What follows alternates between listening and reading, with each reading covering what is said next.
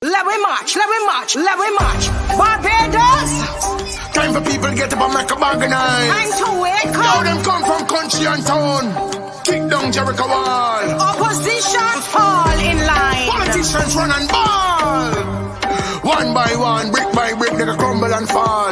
At the voice of the Almighty, and the trumpet call. Lies and corruption at this administration. Lies and corruption, beer abomination. Lies and corruption, poverty and frustration. Lies and corruption, mashing up the nation. Lies and corruption at this administration. Lies and corruption, beer abomination. Lies and corruption, poverty and frustration. Lies and corruption, mashing up the nation.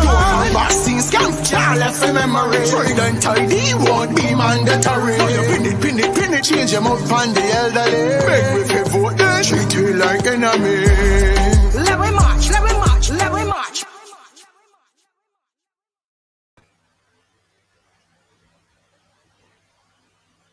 Hey, Barbados, Barbados, Barbados, lies and corruption. Oh, Lordy. Somebody said that's a hook for them in that song. Good evening, Barbados. It is 7:01 and we are excited to be with you this evening. And I see that the opposition, the ups are on. That's what we call ourselves for short. The ups are on, and I'm going to ask you to keep sharing. Hi. And of course, the first person, Ramim. Oh, my Lordy, 6:36 p.m. Ramim is on. And says, blessings, loyal, patriotic opposition, stand tall and block the rot. Lions and lionesses, time to show what we are made of. We must fight for what is true, just, and right. Leave the sheep. I agree. Tracy says, good night, everyone. Hey, Tracy Barrow. I've been thinking a lot about Errol Barrow, and I'm going to read part of his speech tonight. Sherry, hi, Sherry Phillips, hey.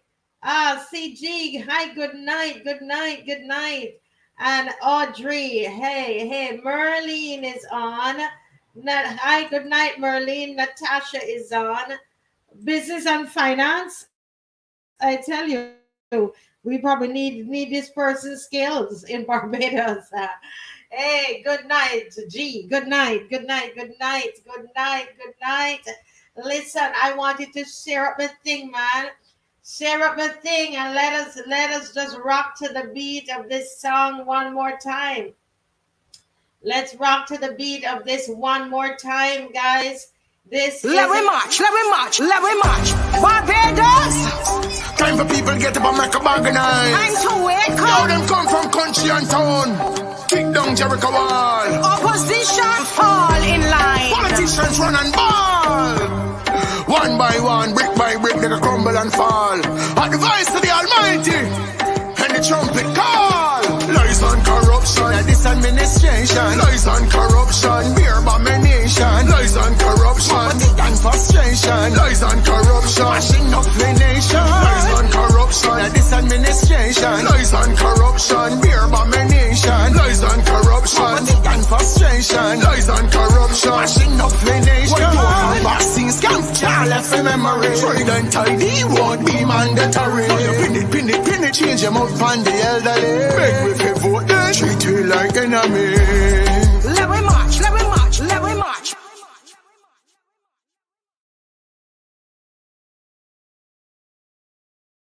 We march. Who? And tell me, guys, who are you? How many of you are coming out to the march on Saturday? Saturday, listen, representation matters, okay? We could sit down and we could type all we want and we could send messages, and some people send me some great messages and videos. We like to send those a lot, and that's good because that's how a lot of us get educated. Because I see Mark Clark on. Mark Clark is always sending me stuff. And but you know what? We've got to hit the pavement. We've got to go. We have to get out there. This is our country. And we have to get out there, guys. We have to get out there. So let me see. I'm waiting to see how many of you going out on Saturday. How many of you are going to be out there on Saturday?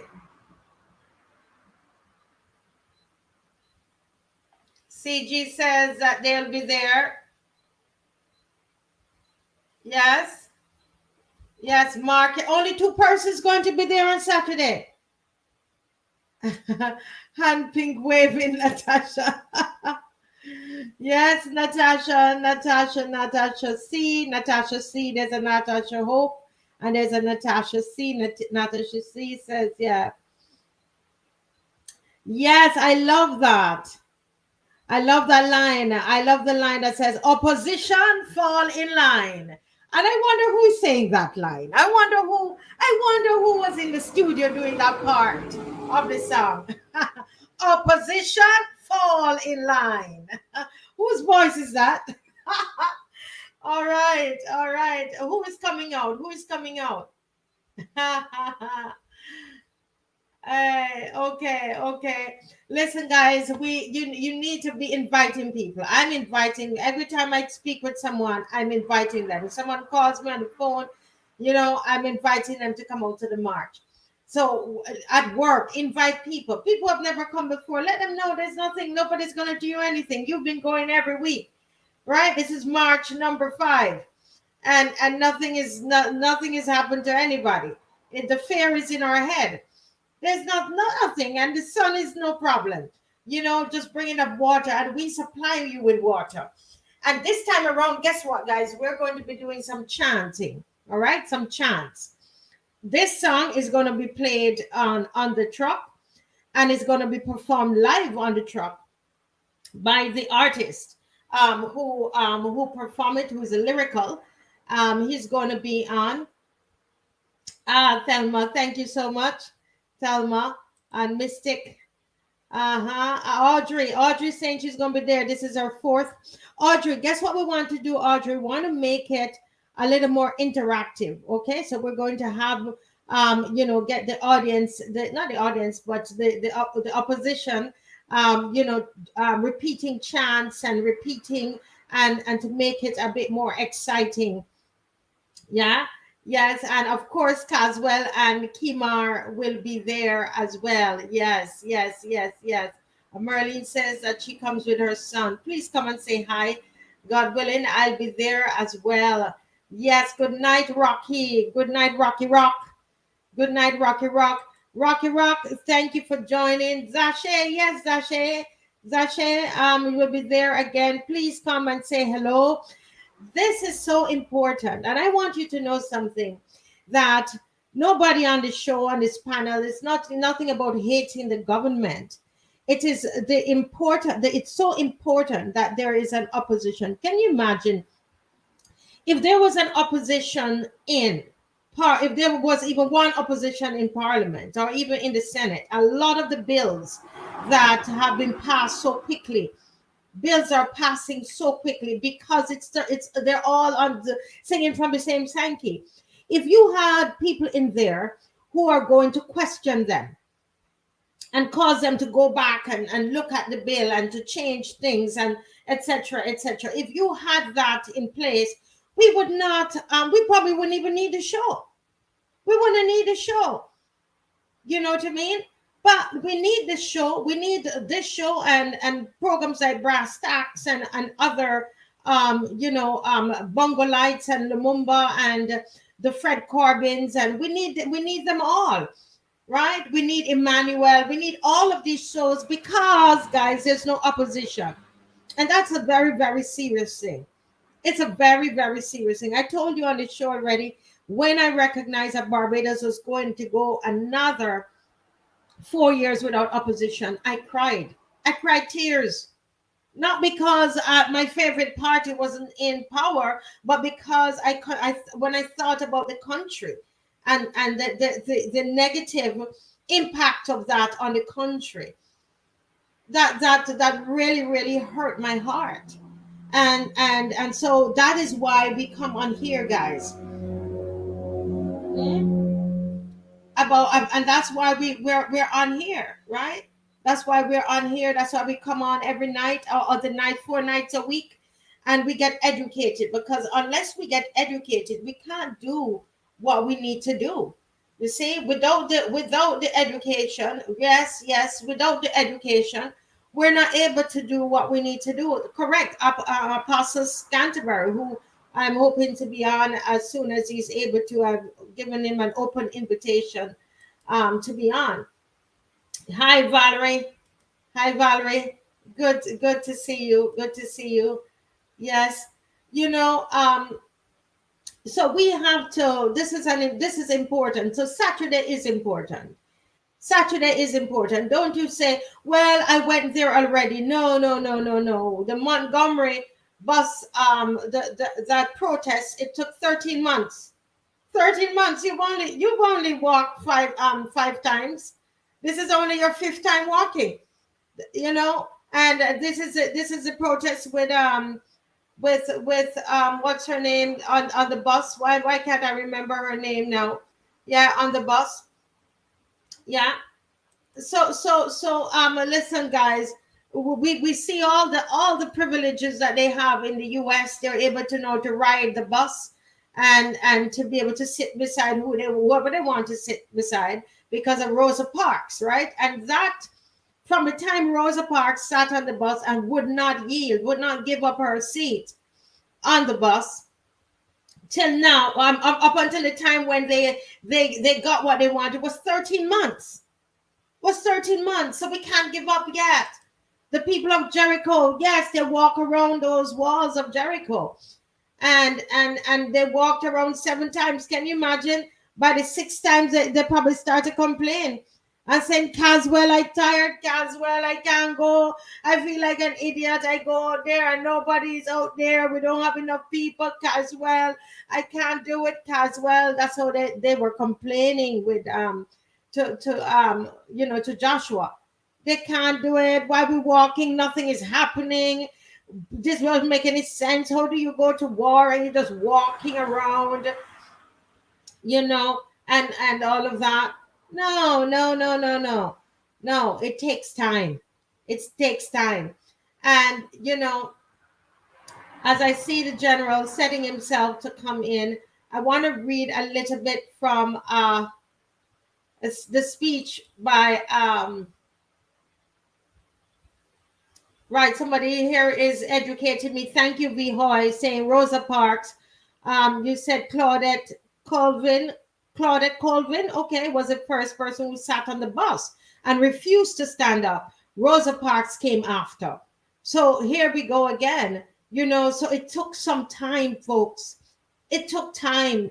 This is our country. Okay, and there's not enough. We can't say, oh, I've done enough already. There's never enough. Yeah, there's never enough. Somebody says, yes, we're not opposed to government or the unions, but these entities have a serious problem with Caswell. The truth has them in a tizzy. I didn't know where that comment was going. Good night. Good night. I think that's the truck man. Our truck driver is all ready for Saturday. He's the most festive truck driver, Mr. Maximus. Good to see you. Good to see you. Yes, I love my country. No place like Barbados. No place. I mean, I could just walk from my house and go down to the beach. The other day, the electricity cable went off, and I just walked to the beach, and walk back home. That's it. That's the kind of country, and that's why I was all up in my feelings today, guys, because I was reading the Errol Barrow speech. And I think I'm going to put the speech up on the screen. Oops, I think I put up the wrong thing. Yeah, but this is our beloved Errol Barrow, who we believe he will be rolling in his grave now, to see what is happening in this beautiful country.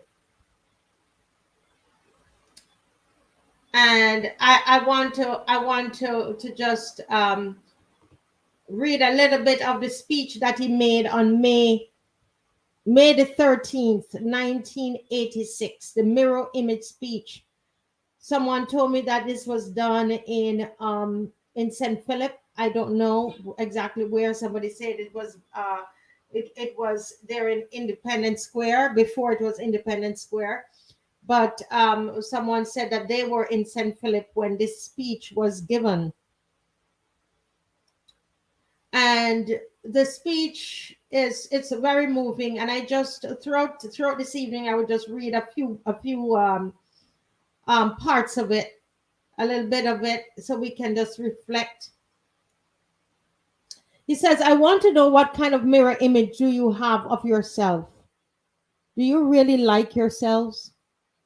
There are too many people in Barbados who despise themselves, and their dislike of themselves reflects itself in their dislike of other people. Now, what has bothered me in this society is that every time after elections, people expect certain things to take place.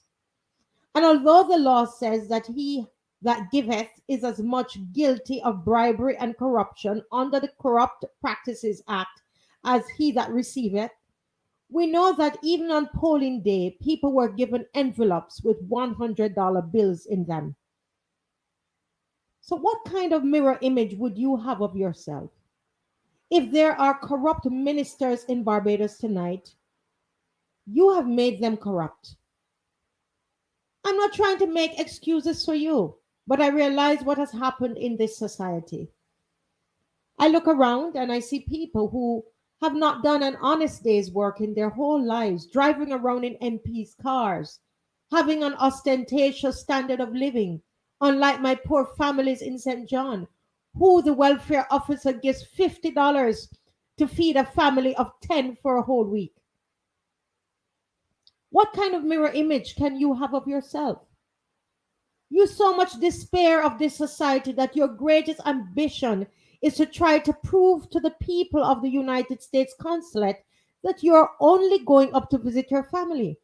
And you're surprised when the people at the United States Embassy tell you that you do not have a strong reason to return to Barbados.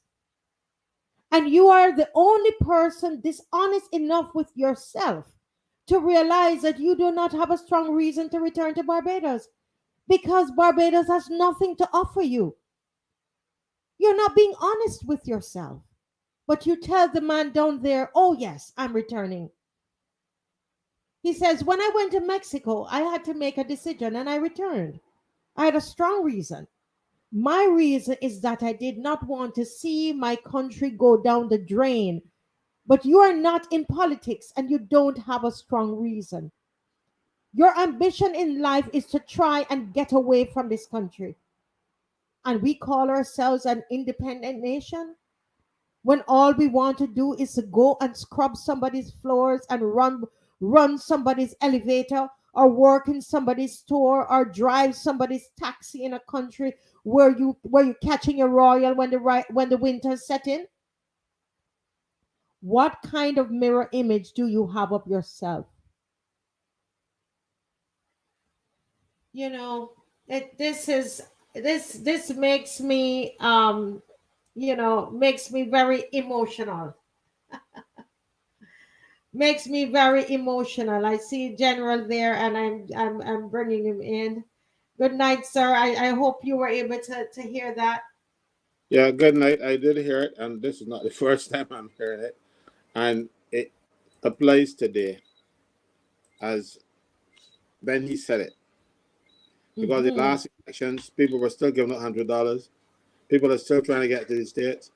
Everything that he talked about is still very applicable. We have people in this country who are calling themselves the honorable minister of this, the honorable minister of that. But a few days before they became honorable again, they were out there breaking every rule in the book. They were bribing people to vote for them. They had facts which is contrary to the law. And then they will then want pass laws to govern us all. But the laws that are existing, they refuse to comply with because they want to be lawmakers. But they are first lawbreakers. Lawbreakers should go to jail, not to parliament. But we have a situation where lawbreakers end up in parliament every time, every election. I have said to people, I was aware of elections from 1971. I knew they had elections in 66, but I didn't follow them. I was too young. But from 71, I was following elections. And I can tell you, there have never been a general election in Barbados in my lifetime. that they was following elections that was free and fair. Mm-hmm. They broke every rule to get in there. And it's not just the Barbers, they were party. Mind you, they break more than everybody else because they have more money.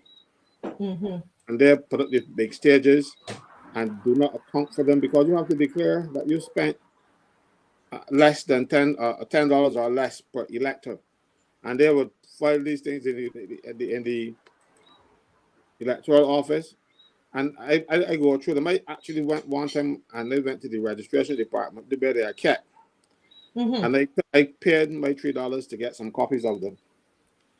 And I was shocked to see. I even wrote an article on it because we had members who then became members of parliament who did not have a telephone. You know, who did not have a poster. But you see posters all over the place with the pictures on it. And they didn't declare a single one. So you're saying that when they had to declare or present their financial statements or their report, they did not report any of those things. They didn't report. They can't report them because they would have busted the budget, and if you go spend more than you're supposed to, you could lose your seat. So they lie, and they lie. Look. I remember seeing Busy Williams I heard him on the radio saying that he gave contributions to both political parties. Mm-hmm. And I just wrote a little facetious article. I said, well, that is not true. Because if he did, he would have reported the Electoral and Boundaries Commission. And I've never seen a report from him saying that he didn't buy anything. So that can't be true. Of course he gave money to them. Of course they took it. Because the person who donates that money, yes, and the person who receives it has to declare it. Mm-hmm. No one, you see how many big paper bags of money go into these political parties, big brown paper bags full of money, and not a fella ever admit that he gave them a cent. Not legally, or not in accordance with the law. So these are people who sit down, break every law to become lawmakers. Right. But no shame whatsoever, no remorse, and then call themselves the right honorable and all kind of stuff. They are the farthest thing from honorable. You know, and that's what Errol Barrow was talking about from back there in 1980 something, and he was asking the people what kind, and it's really up to us Barbadians, you know, and this speech was not directed to the politicians. Mr. Franklin, this speech was directed to Barbadians, and he was asking Barbadians, what kind of mirror image do you have of yourself? And that's what we're asking tonight. We should all be looking in the mirror and asking ourselves, how do I really see myself? How do I really see? Am I okay with the way that the government is treating us Barbadians? When I look at principals who, you know, you're supposed to hold principals in high regard, and to think that that is how they were treated, how does that make you feel about yourself? You know, for us to ask ourselves, can we, the way we have been treated in Barbados, can we wait until 2027? I've gotten so many calls. People are asking. They're trying to write letters for an early election. You know, Mr. Franklin, because people are saying, "Listen, this is not what we want for ourselves." They're hearing the Errol Barrow speech going in their head. What kind of mirror image do you have of yourself? When they are finished with us, Mr. Franklin, we're not going to even recognize ourselves. We're going, I don't know which country we're going to look like. I think, you know, in Bridgetown, probably going to look like Dubai. We're not going to even be able to recognize even our location or geographic space. No, it's a lot more like Sicily. Why do you say that? The home of the mafia. Where all the crooks are. That's what it's going to look like. Trust me when I tell you. Is it Errol Barrow? Nobody listens to Errol Barrow, or then when he was alive, or even now. Ever so often people quote his speeches and say, but nobody ever take them to heart. Yeah. And I can tell you now, they didn't take Errol Barrow seriously. Because Errol Barrow, like Fidel Castro said, he didn't want any monuments to himself. He didn't want any accolades. He didn't want any of these things. He wanted just to serve this country and everything. And only after he died, when he couldn't object, they call him the right excellent. Mm-hmm. If he were alive and they did that, he would have kicked, but he wouldn't have agreed. Correct. They put up a statue of him, and he specifically said he don't want anything like that. But they did it after he died, when he couldn't object. But when he was alive, he said he don't want anything like that. Yeah. But even they wouldn't even honor his wishes in death. You think they can pay any money when he was alive? But yeah, no. I don't know if you know Mr. Franklin, but I did a movie on Errol Barrow's life. And as you know, I was born in Jamaica, and when I came to Barbados 22 years ago, it's when I really heard of Errol Barrow. We don't really hear about him in Jamaica. And my children would come home from school, and in their social studies book, I would see, actually what happened was that I had to have them to remember for the exam. So I would have their books, and I would say, remind them who's Errol Barrow, what he did, first prime minister, he was a pilot, and so on. And that's all I really knew, that he loved to cook. I didn't know anything about him, but I went to Canada, and I was staying with at the consul general's home, and I got a book, a little book, a booklet on him.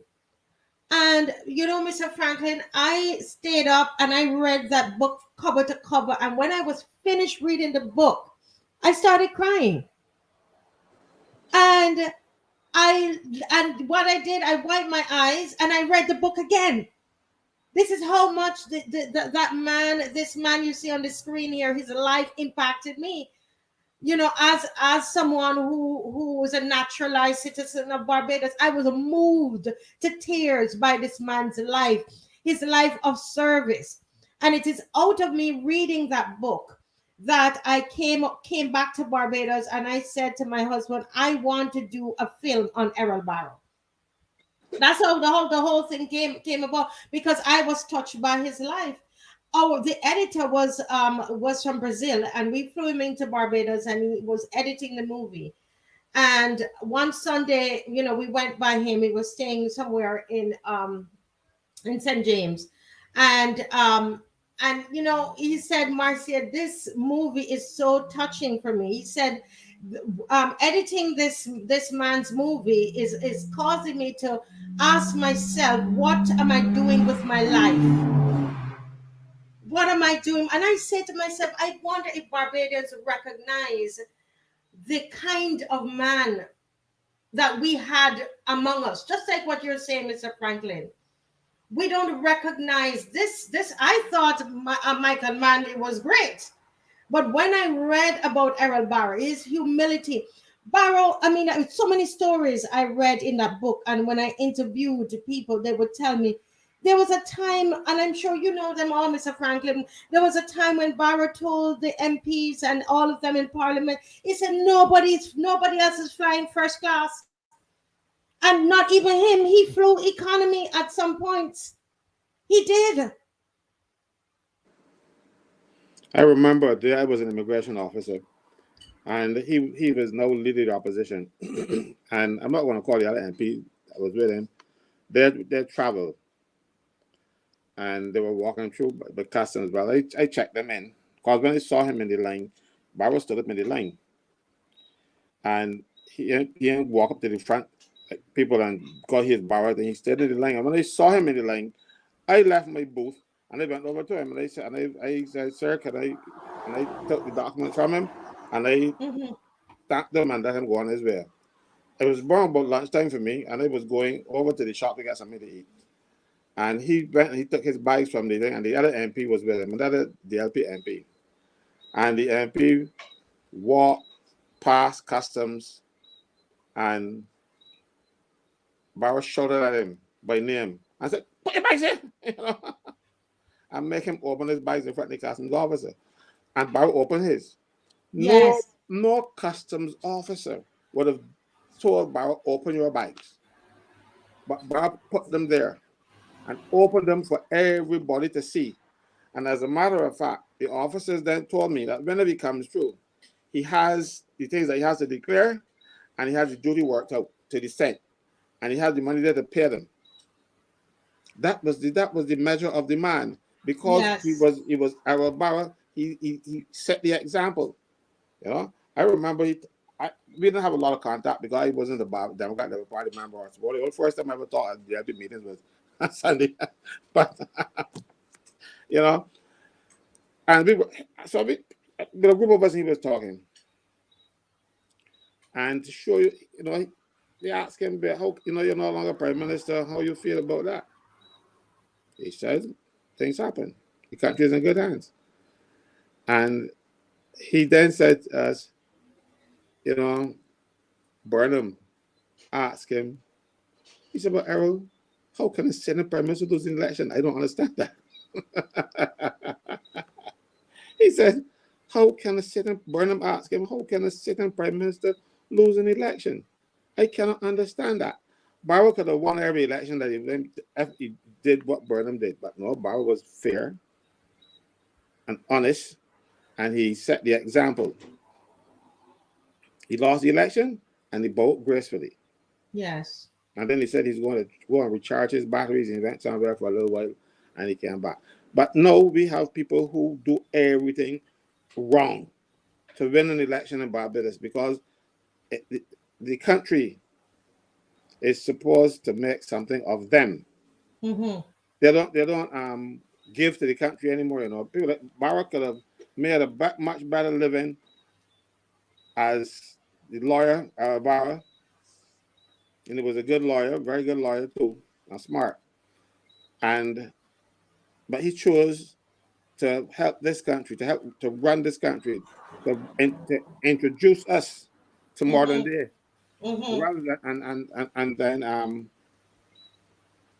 now that he is gone, the people who are piggybacking on his legacy and the others are making a mint.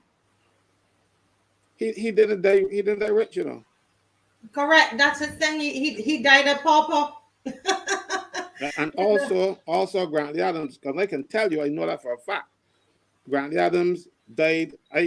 He with a loan over his house because I was the person who used to collect the rent, the mortgage. It was a mortgage on Terrell Court.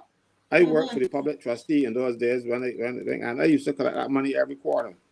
So I knew that Grantley Adams died. He didn't die with a lot of money. So the rest of that happened to Grantley Adams. I think it happened to me. Yeah. If it happened, you go out and earn your living. Do not go and steal it from government. Or go and steal it or become some statutory board head and sell, get contracts and all kinds of stuff and got out of jungle working too hard. You know, and no, but Barrow set the example. Yes. But that was for his time. No, people are right now saying to you, when a fella left Parliament, he got enough, he's an idiot. Somebody told me that. Because the people expect politicians to steal now. And if they don't steal, people take something wrong with them. Right. So that is the problem we have in Barbados because stealing is acceptable. And that is why Barrow actually this speech that he was given was he was talking to the people and asking them, what kind of mirror image do you have of yourself? Why would you go and why would you allow somebody to buy your vote and pay you money, or why would you allow people to treat you this way? Because we enable them, Barbados. We enable the politicians to behave the way they behave. Look at what's happening even with the Auditor General report. They know that, nothing is going to come of this. The people are not going to do anything about it.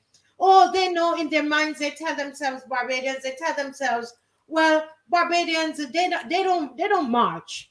Barbadians not going to march, unless the union.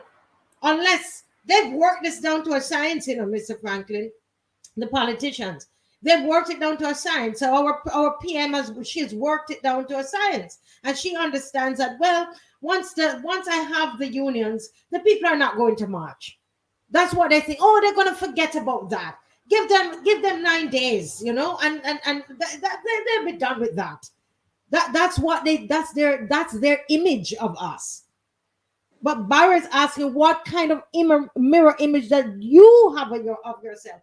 Asking me, what kind do I have of myself? It's not what the politician is telling me about myself. You see, You made the point just now that the court the unions, basically not your word, mine, but they court the unions. And they have the unions now firmly embedded. I remember under Barrow, the Barbados Workers Union had Frank Walcott, Evelyn Graves, and, well, not so much so Leroy Trotman. He was just there, trying to become relevant, and he did because Walcott died. But those under Frank Walcott, when the government did wrong, and he was a member of the Bar government, Barrow's Democratic Party was in Parliament for the DLP. But when the time came, and he thought Barrow was wrong, he put a strike on Barrow. As much as he was General Secretary of the Union and member of the Democratic Party, that did not factor in to representing the people. We are not seeing that now. The party is paramount. The party is paramount. So they don't want to do anything to hurt the party. Frank Walker called many strikes against Barrow.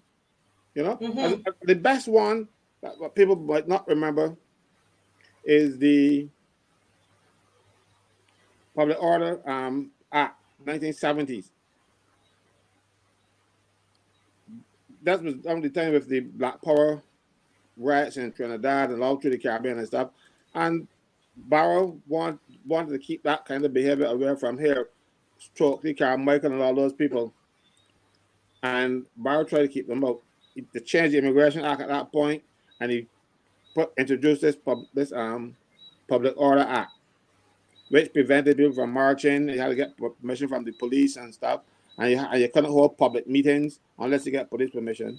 Frank Walcott threatened Barrow with a strike if the unions were subject to those restrictions. And right now, unions have exemptions. Right, because he stood up. He stood up to Barrow. Yeah, and Barrow didn't kill him. But you stand to the Prime Minister, our Prime Minister now, you find yourself like Maria Airguard. You can't have a dissenting voice. And I recall two persons who are still MPs in Barbados today told me that one minister told the Prime Minister during the nurses' strike, you got to talk with her as well. And she was adamant she ain't talking to me, and other people supported that minister. And Prime Minister shut down the place and called elections 2 years ahead of time because she refused to meet with me, because rather than do that, she went and get the other unions to curse me. What she didn't understand was that I did not call a strike. I supported a strike. This is the difference. The nurses said, if you do X to us, we will not work. And when that eventuality happened, because they said that they're going to push the thing in their nose, and if they're not joked, right, they would they got to get these tests. And the nurse said, if you introduce that, we will. So I wrote to the government. I said, this is the situation. This is what the nurses are saying, and we will not. If you introduce them, we will take action without any further reference to you. So when they put out the circular on the notice board at Jarrett Hospital, the nurses walked off. So it wasn't me, because if I didn't support the nurses, they would be absent without permission, absent without leave, and they could have been dismissed. Right. But if the union supports your industrial action, you're no longer absent without leave. It is an industrial action.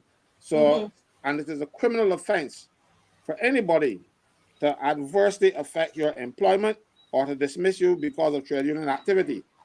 So we had nurses who were on strike for 13 weeks. It's the longest strike we ever had in Barbados.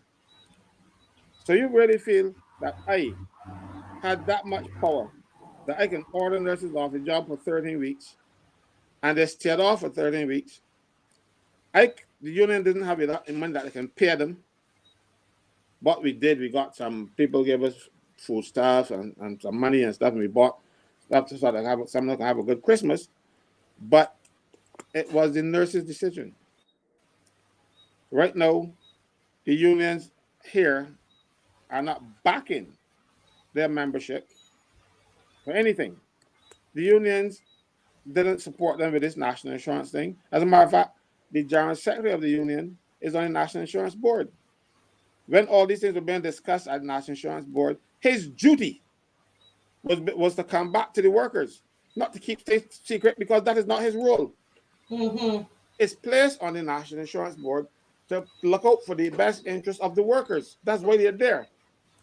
It's a tripartite board. The employers have a seat, and the labor have 2 seats. And then government got the rest. The problem is that they pick that as a yard fowl board, and because they're probably yard fowls, they kept the business away from the workers, pretending that they didn't know what was going on. So, about all these things about changing things from board to state and all kind of stuff, the unions know about that from the beginning. And that's a shame. That is a shame. That is a shame. Tony Moore has a seat on the board representing the Barbados Workers Union, which is Green represents NUPW on the National Insurance Board. And all of these things were going on that were being discussed at the board. As a matter of fact, why they were discussed at the board, I do not understand, because that is not the role of the board. The board is supposed to carry out the government policy and to manage the National Insurance Fund. They are not supposed to, they're trying to work out how to change the National Insurance Board or anything else. Somebody will have to change them, not themselves, but government, like they're given the mandate or whatever, and they come up with this thing. They sat on the board, and the only trade unionist that sat on the National Insurance Board that disagreed with this thing was Delcia Burke. She was the acting general secretary of NUPW when Rosa Smith went home, and she acted for a little while. And she disagreed with what they were doing with the National Insurance Board and what they were doing with the National Insurance, period. Mm-hmm. And one change, whatever, but she was the only one that had the guts to stand up. The rest knuckled under because they know where their bread buttered, and it's seemingly not buttered by the workers. So you have a situation where the board and the government plotting to take advantage of the workers of this country, and trade unionists saying now they're being part of the plot. Trade unionists who are taking money from workers every week in Barbados or the paper, and they're going to sit down and go against the best interests of workers. And you know what happened? The workers just sticking around them. Right. The workers are still sticking around them. You see, because it comes back to the what kind of mirror image do you have of yourself? How do you see yourself? How do we see ourselves? Why do we sit and allow ourselves to be abused and to be treated any kind of way, to be spoken to any kind of way? Why do we do that? Don't we recognize that we have the handle? And this is why people are asking for early elections. And as we are here on almost 300 of us here tonight, between Facebook and on YouTube, and I want to hear from you. Do you believe that we need we need an early election? Do you believe we need an early election? Do you believe that Barbadians can force this government into an early election? We can do it today, but it would be the workers to do it. The workers will have to stand up. The workers will have to withhold their labor and make this place ungovernable. I'm not saying to go and destroy anything. Stay home in your house and not going to work. But how do the thing is, Caswell, let's work it out practically. If the workers decide that they're not going to work and the unions are not backing them, now it has to be done by the union. So what the workers first have to do is to change their union leadership. So we're talking now. So we guys, some of you have called. Let's have a discussion, guys, on how we can. What's the road to calling for a early election? How can we call for early election? Yeah. You look at the manifesto of the Barbados Labour Party, both manifestos in 2018 and 2021. Mm-hmm. The manifesto is supposed to be the government's plan, the party's plan, but getting about this is what they will do. Mm-hmm. All of these things that they are telling you that they have done, they're not manifesto pledges, they're not manifesto promises. So if you want to implement things outside the manifesto, you should go back to the people. Mm-hmm. So Mm-hmm. Mm-hmm. that's the first thing. That if you find that we are way beyond what we promised the people that we will do for them, we should get another mandate. That is what a democracy would dictate. But Barbados is not a Right. democracy. Barbados pretends to be a democracy, but it's just a parody of democracy. And so what you would need to do is to force them. But you see, that is why Mayor is a strategist. She or whoever's advising her is a strategist because they know where the power centers are. And that is why she made friends with the unions while in opposition. Mm-hmm. So the unions now got a friend in the leader of opposition. And when this person becomes prime minister, they figure, oh, good, our girl in. Our girl in. They were being used. Because the first thing she did was to tax the poor that the unions represent Mm-hmm. and give union give the unions the pretense, get them a duty-free car here and a duty-free car there, and but this time the duty-free cars should be due around now again, so they'll get another set of duty-free cars again. We gotta get them every 3 years or so. They buy them off. You Yeah. see, no character, no integrity. You see, you have an integrity in public life bill, but integrity is not something that you can legislate. You can punish behavior when it goes beyond or below the standard, but you can't make a man. You can't make a man have integrity. That is something that your mother teaches you. Yeah. But Mr. Franklin, let's talk practically tonight here, because I know that there's some people who are really really concerned about what's happening in the country. Lots of people are, and if we are going to really do something about this, you said that the first thing that needs to happen, the union members, they need to, as somebody here says, fire the current non-performing union leadership. Now, how do they do that if they're not up for re-election? How often? Well, I'm trying to work it out to say how practical is that. Um, every union has in their constitution how to remove persons by a vote of no confidence. All. And you Mm-hmm. can be able to make certain knowledge because I drafted that particular section of the rules. Mm-hmm. And you need 50 signatures, just 50, Yes. to demand a joint meeting, and you will then say the purpose for that meeting. And then they must call the meeting. They ain't got no Mm-hmm. choice really. Mm-hmm. So and with that meeting, if only 50 people turn up, you're in trouble. Because as Mm-hmm. long as you have a quorum, so they can bring the people. You don't see when the people wanted to get rid of a County McDowell, they did that exact thing. They got the signatures, and there were so many people that Sherburne, that Lord Erskine signed it, I keep calling it Sherburne. The meeting went fast, and I kind of got tricked because poor fella, he was not a strategist. While he was outside trying to get the people to speed up the registration process, the meeting was going on inside. So he ain't had a chance. By the time his people get inside, the meeting is finished. Mm-hmm. But Mm-hmm. you still have that mechanism where you can summon a meeting. I remember every time they try to summon a meeting, they get the lawyers to come and say, well, something is wrong with this, something is wrong with the next. and have injunctions. Mm-hmm. That is how come the airport people left and UPW in the end, because they brought a no confidence motion against Danger and said Dennis Clark.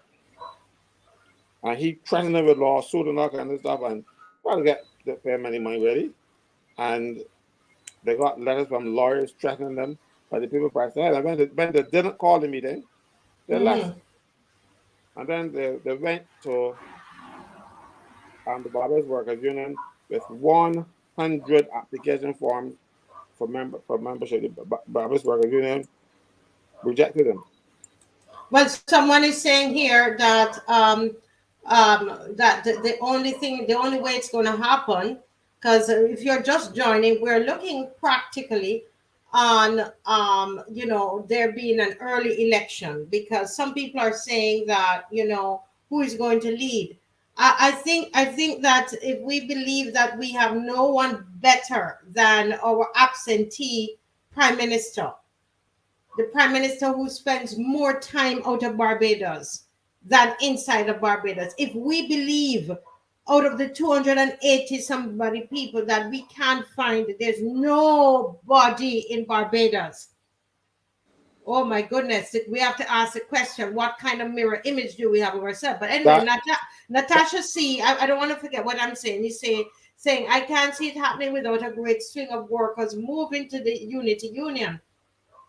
If an early election is called, they will vote them in a third time. Numbers not showing that majority Bajans with us.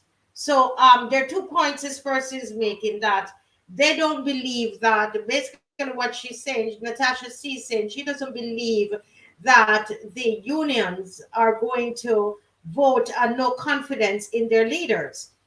And she's also believing that the only way it's going to happen is if the just like how they moved with 100 persons coming over to, went over to the other union in that time, that there's a massive exodus to the Unity Union.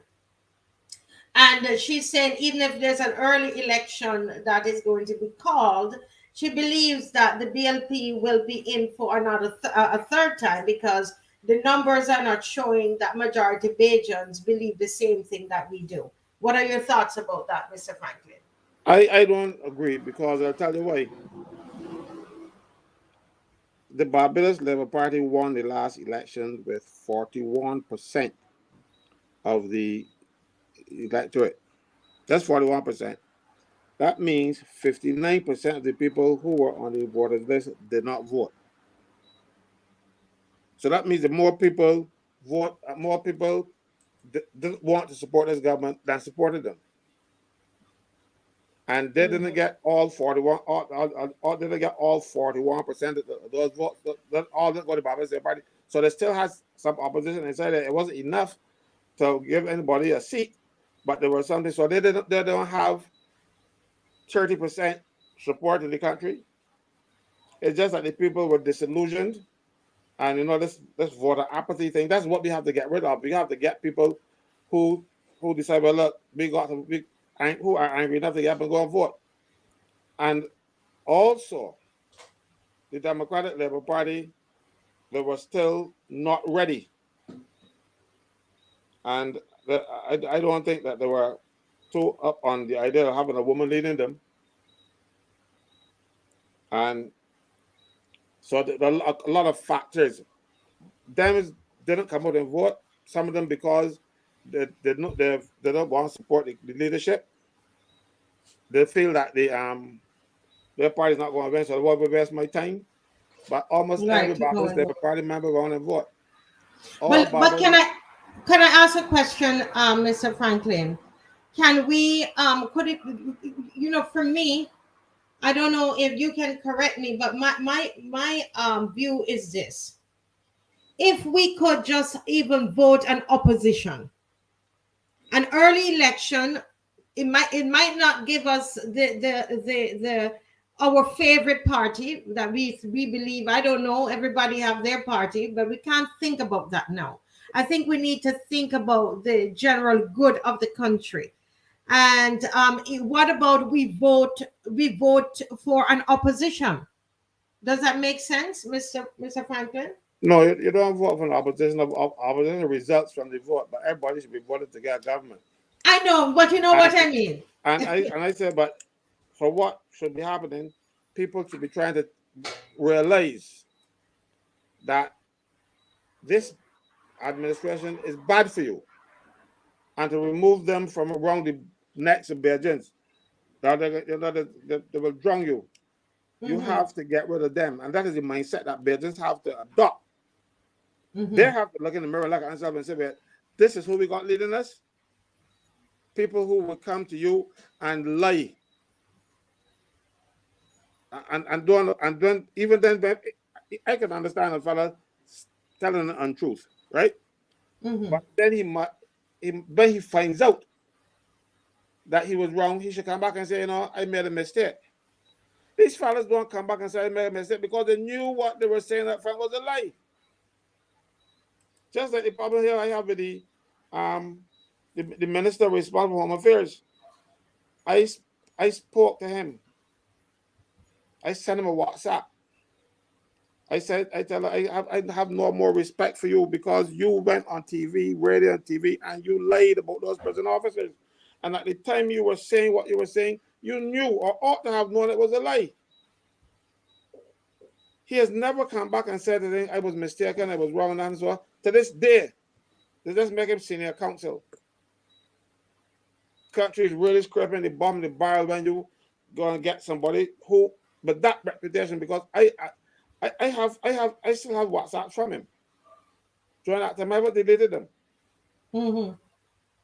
And they would go and they would lie. And they know that they're lying.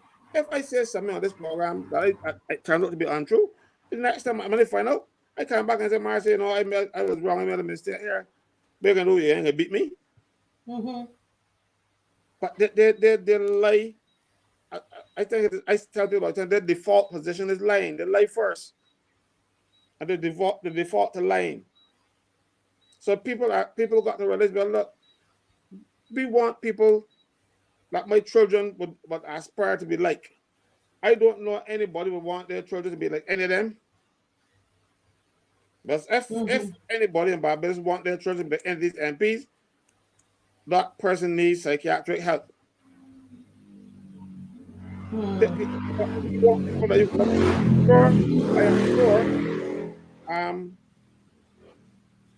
People in my days aspire to be like Barrow and Tom Adams. And I remember, but it wasn't only politicians, I remember every young man that called me wanted to be like Dyson Maynard. They even tried to emulate him in speech and the way he walked. Because he was an excellent example as a teacher. He was responsible for the cadets. He was responsible for the scouts. He coached hockey. His children were the children at Combermere.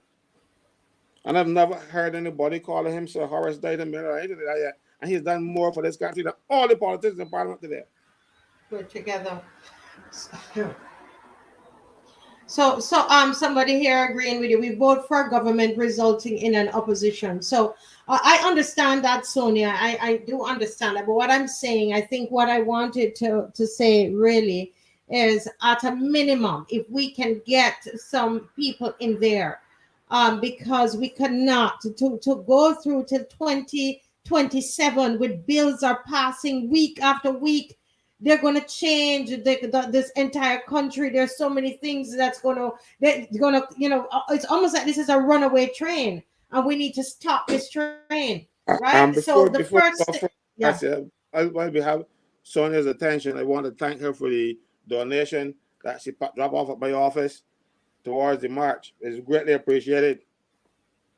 Yes, Sonia. I heard you as soon as you left. Mr. Franklin called and told me he was so happy, and that's one of the ways how we know that people are interested in what is happening. They're putting their money where their mouth is. Bajans are stepping up, and I see people in the writing how passive Bajans are. I'm no longer saying that. That's not what I've experienced. That's not, you got to come out to the marches and see. It's not what I've experienced, right? So and because you people listen, people have been putting money. You when you add up to see how many. Listen, Mr. Franklin, this is the fifth march, right? And each of these marches is approximately $2,500. So they have given over $12,000 already. Okay, and we're not we just come on here and talk, and the people, they just turn up. They turn up to you, and they give on the road. People, one woman actually came and she said, listen, this is what I normally give to my church, right? She came, she said, ma'am, I normally give this to my church, but the church not helping the people in the community. I don't see the church helping the people who are being unfair, the people who, like the woman who dropped in the well. And she came and she said, I am giving you the money that I normally give to the church. That's how serious when you see people doing that. So I'm no longer calling Bajans passive. So tonight we're talking a practical talk tonight, and I see Miss McLean in the wings there, coming getting ready to come in. Marcia, there But was also another woman who yes, did when we had the lights, the blackout. Remember the light and power people turn off the power to make sure that they get a rate increase. But this is my take on it. I was there on the floor in the office because it was hot, and I put a mat on the ground, laying down there. And when I opened my eyes, it was lady standing over me, and she bought some envelope with some money, $300. And she said, I heard Marcia say that we got enough money for this march, but this is for the next one. you know, you know, I tell you, and I'm so proud of these people here. yeah, this we even launched the Justice for Rachel Lane, and so far we've collected $580. And there are others that have pledged and said that they're going to give. And so you please remember to message me or bring it with you on Saturday. But we are trying to get to 1,920, and what that is the money to help Rachel with the Rachel is the young lady who um fell in the well when she was working on cleaning the roadside, and went to use the bathroom. Well, what we say use the bathroom, but she went to urinate and had to do it in the bushes because there was no bathroom. This is 2023. Okay, no bathroom. And so she went and fell in a well trying to ease herself, and she has injuries and needs money for her therapy, physical therapy. So those of you, she told us when she was on Mr. Franklin what she needs, and so those of you who had said that you would help, she's not received any help from government. In fact, her, for what she said, this is what Rachel said, that she received uh, a basket. She That's her allegations, that she received a basket from the prime minister, a basket of fruits, for a fruit basket from the prime minister. This is a woman who fell in a 30-foot well with three children, and she has not heard back from anybody since. She said that the MP told her she should have been happy she had a job. This is the same job where that almost killed her, because they did not provide adequate bathroom facilities for their workers.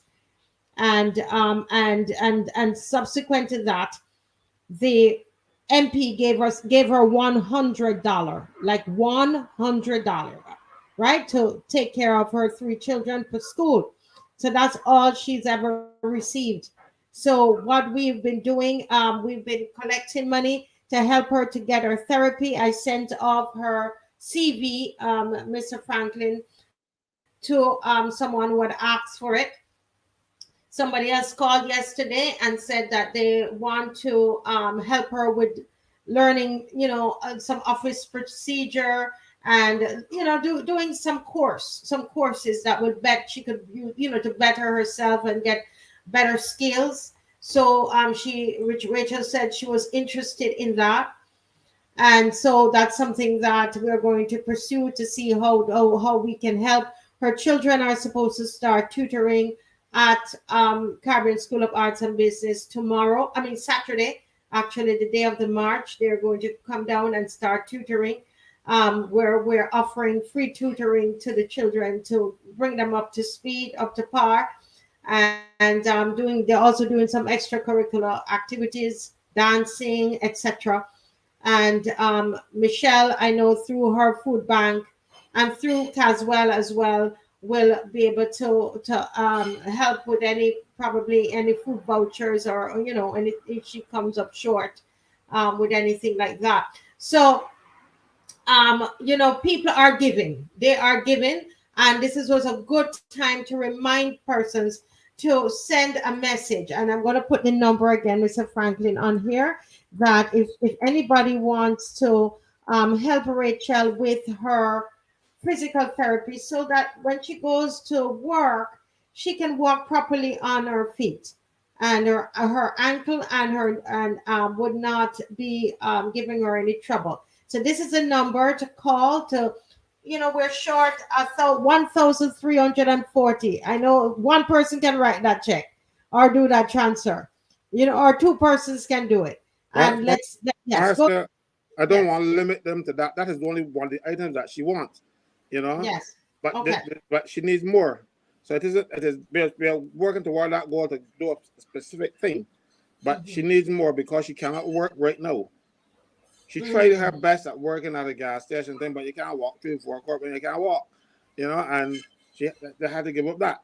But I want to talk about something that in relation to this, that I keep saying all the time, that the lawyers in Barbados that work for the government. They are there to ensure people get justice, not ensure a win. Their job is to make sure that the government does the right thing. And she got a lawyer to write the Ministry of Public Works. And the lawyer from the Ministry of Public Works writes back to say, the Ministry of Transport and Works and Water Resources acknowledges receipt of your letter dated 23rd February 2022, seeking an update with respect to the caption matter. The caption matter is claim for compensation for injuries sustained on August 26, 2021, along Porter's Road, St. James. Right? The ministry has concluded its investigation and is now in a position to respond to your claim. The ministry has determined that the relationship between the government and Ms. Lane is that of a contract for services, meaning that she's not an employee. In these circumstances, the ministry cannot be held responsible for an injury to Ms. Lane's sustained when she entered onto private premises and fell into a well. There is no obligation to provide facilities to an independent contractor, and therefore, the ministry cannot be said to have breached their duty of care to Ms. Lane. Yours faithfully, Summer J. Chandler, Principal Crown Counsel for Permanent Secretary. And they call her name for that. I'll tell you why. This lawyer wrote rubbish because right now, the government now has acknowledged that these people were employees and backdated the contributions that they paid to the national insurance. Somehow didn't tell this lawyer, because no, the people who work with her and herself are in receipt of unemployment benefits. You cannot receive unemployment benefits unless you were first an employee. Private contractors, self-employed people do not get unemployment benefits. So the government now has acknowledged that these people were not contract for services nonsense, but the lawyer will write this rubbish because they want to make sure that the government don't pay any money or don't hope to be held liable for something that they're liable for. Now, what happens with her? Because the government did not pay into the national insurance contributions up front when they were supposed to be paying them, when she fell into that well, she cannot get injury benefits. Right? Because injury benefits are 90% of your salary, as opposed to 66 and 2/3% if you were on sick leave. But injury benefits, and I have the national insurance booklet here with me, and I'm going to read a couple of things out of it. Injury benefits also come with, let me get the page for you, because a lot of people do not know this, and they really feel that you know. The following, as I said, I'm reading the National Insurance Guide to Benefits booklet. It's on page 35. It says the following are payable under employment injury benefits. 1, a weekly benefit payable to an insured person who is incapable of work as a result of an employment accident or prescribed disease. 2, disablement benefit, a benefit to an insured person who, following the end of the period for which injury benefit is payable, is suffering from loss of physical or mental faculty as a result of an employment accident or prescribed disease. 3, medical expenses, reasonable expenses including the cost of medicines and traveling incurred in the treatment of an employment injury or prescribed disease. Well, for no grant and that benefit. No, because the government did not pay into national insurance her contributions, the contributions the government should have paid. They know not that they pay some later, but not anything early enough for her. So she didn't get her employment benefits from the national insurance, and she did not get her medical expenses, because if you are injured on the job, national insurance pays the doctor bills, it pays for the medication. If you have to get an MRI, if you have to travel overseas, national insurance pays all of that. But that is if the employer pays in your contributions. So this criminal government that we have, following the dictates of the IMF, employed people and did not pay their national insurance contributions. So she suffered as a result. No, after a year of injury, right, injury benefits, and you are still unable to work or to function up to the capacity that you normally function at, you will get a disability payment, disability benefit. It's either a grant or a disablement benefit that goes on and on. Sometimes it can go on to the end of your life, depending on how disabled you are. If you are 30% disabled or more, you get a pension. That pension could go on until you die. You know, you get a review every so often. Mm. And if you're still not be able to work, it will continue. Now, depending on how you have disability, you might still be able to go and work and also get a disability benefit, because if you are disabled, 50% or whatever percentage you are disabled, you will still be disabled even if you're working. Mm-hmm. And you will still need to get assistance, household assistance, or whatever else you might need. So those disability benefit is one of the benefits that you can have while you're getting another benefit. So you can, people say at national you can't get 2 benefits at the same time. Well, with disability, right, that's the exception. Okay? And government, because they did not pay into the national insurance scheme, she has lost out on all of those benefits. And then you can get some stupid MP gives you $100. She would have gotten thousands of dollars in benefits had they done the right thing. And that MP is Edmund Hinkson, who I was told was at the St. James meeting. I think they were trying to get a certain person down there to parade them. At that same St. James meeting, I got to understand, but he was there last night, presenting himself as though he cares so much, and he's the one that shouted at her and did not help her. He did not help her. He turned his back on Rachel Lynn.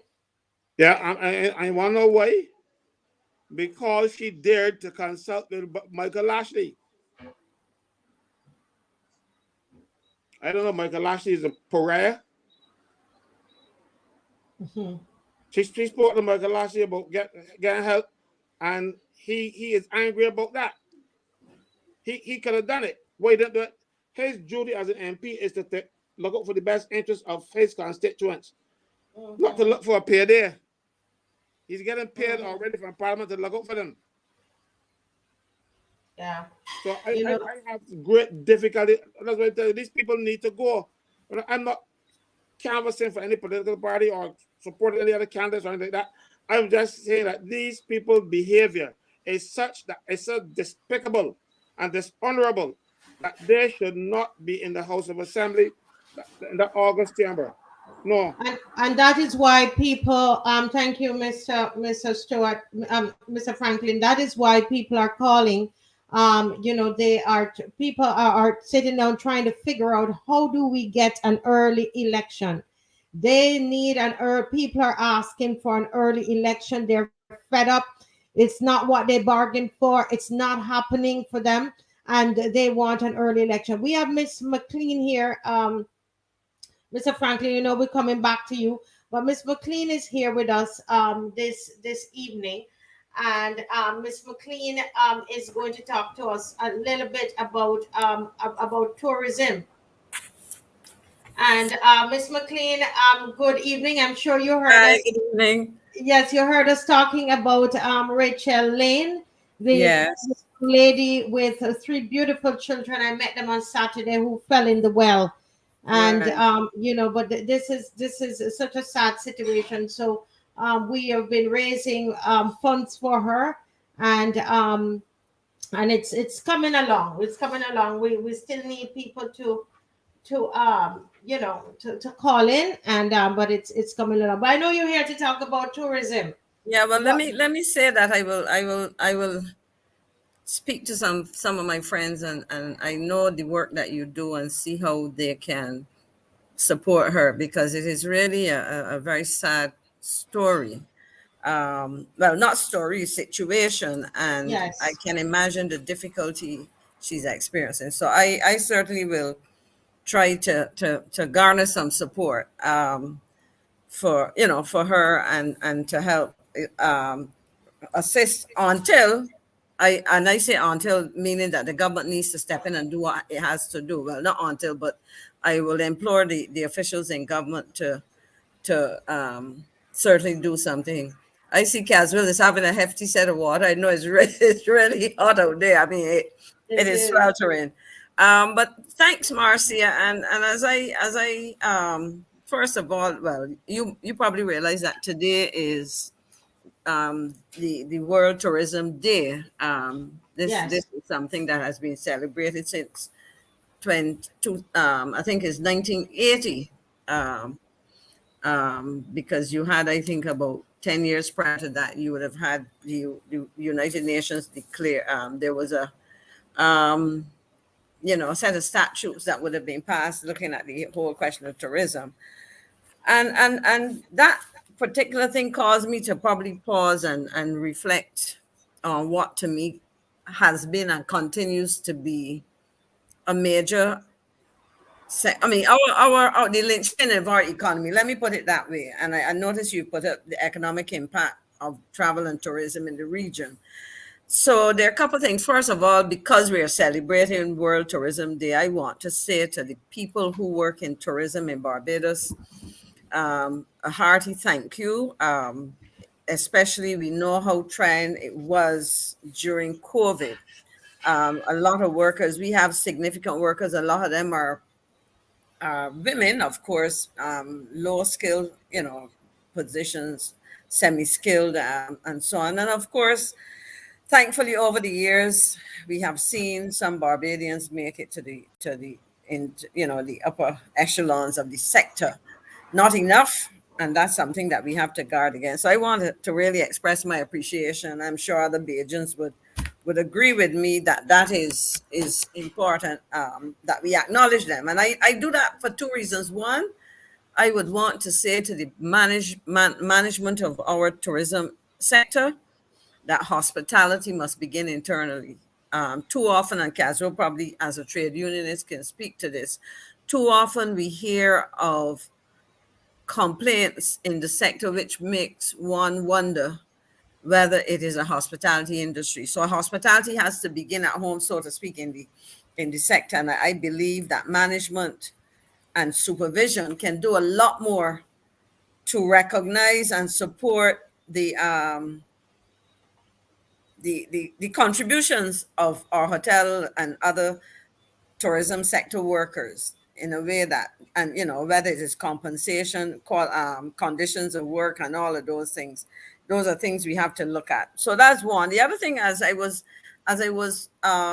listening to the 7 o'clock news on CBC, I was reminded that Virgin Atlantic has been here for 25 years. And I would say congratulations to Sir Richard Branson and the people at Virgin, because that airline, but that company, because before it was an airline, it was other things. It was into music, it was into fashion and other things. But I think in working with Barbados over the last quarter century, 25 years, there's something that we need to recognize, and this is something that our officials need to recognize. Barbados is a natural hub when it comes to the UK and Europe, because there's nothing between us and as the most easterly of the islands, because we're not in the chain, we're outside of the Eastern Caribbean island chain. Crossing the Atlantic, we are a first stop, and I'm not convinced that we continue to capitalize on our location. So in a sense, I looked at that, and I'm happy that we continue to have that relationship. But then I because I've been involved in the industry to some extent, Marcia, I have some serious concerns. And I will start with something that I heard this morning as I was on my way to the beach. This morning, I heard the chairperson of the Barbados Tourism, BTMI Tourism Marketing Inc., Yes. talking about some connectivity from Cayman Islands. This is Shelley Williams. Shelley Yes, Williams. Shelley Williams. Yes. And anybody listening to her would think that what she was talking about was some major opportunity in terms of visitors, because she was talking about connectivity that way. And of course, there are Barbadians in Cayman Islands. I believe that they have about 10,000 Jamaicans, for example. When I heard her, I sat down in my car before getting out and go for my swim to do some checking, and I hazard a guess that if we have 2,000 Barbadians in the Cayman Islands, we have a lot. So and the population of the Cayman Islands is 69,000 plus, under 70,000 people. So, the notion that we're going to have this connectivity. My first question to her is, what does it cost in Barbados? Because at the end of the day, we know that to get airlines to fly to Barbados, we have to pay a significant amount of money towards, they call it marketing, call it whatever it is, and so there's that cost. So when I hear that, I'm asking, what are we really focusing on in terms of addressing what appears to be alike when compared to other countries? If you listen to what's happening with Jamaica post-COVID, their performance in terms of arrivals, their performance in terms of, more importantly, earnings. They will tell you they've been sharing numbers. I am not sure if you or Caswell have heard any numbers in terms of the foreign exchange earnings, either gross or net, whatever ways they calculate from the sector since we reopened for COVID, whether there are any comparisons with. So my concern is that but Ms. McLean, let me just remind us that as far as I remember, I think the BTMI is one of those public entities that the Auditor General did not receive a financial report for. So if he didn't get it, we surely don't know what it is. But even as they fail to submit those reports, they should be able to tell us something about elements of those reports. And this is a problem, the whole tardiness of this. So I really would want to ask Mrs. Williams to come and tell us a couple of things. Tell us, one, what have been the earnings? Because that's important, because that is what we are relying on to finance, for a significant part, what happens in Barbados. We have a very large import sector, distribution sector, retail, and a lot of them don't generate foreign exchange. They rely on being able to access foreign exchange.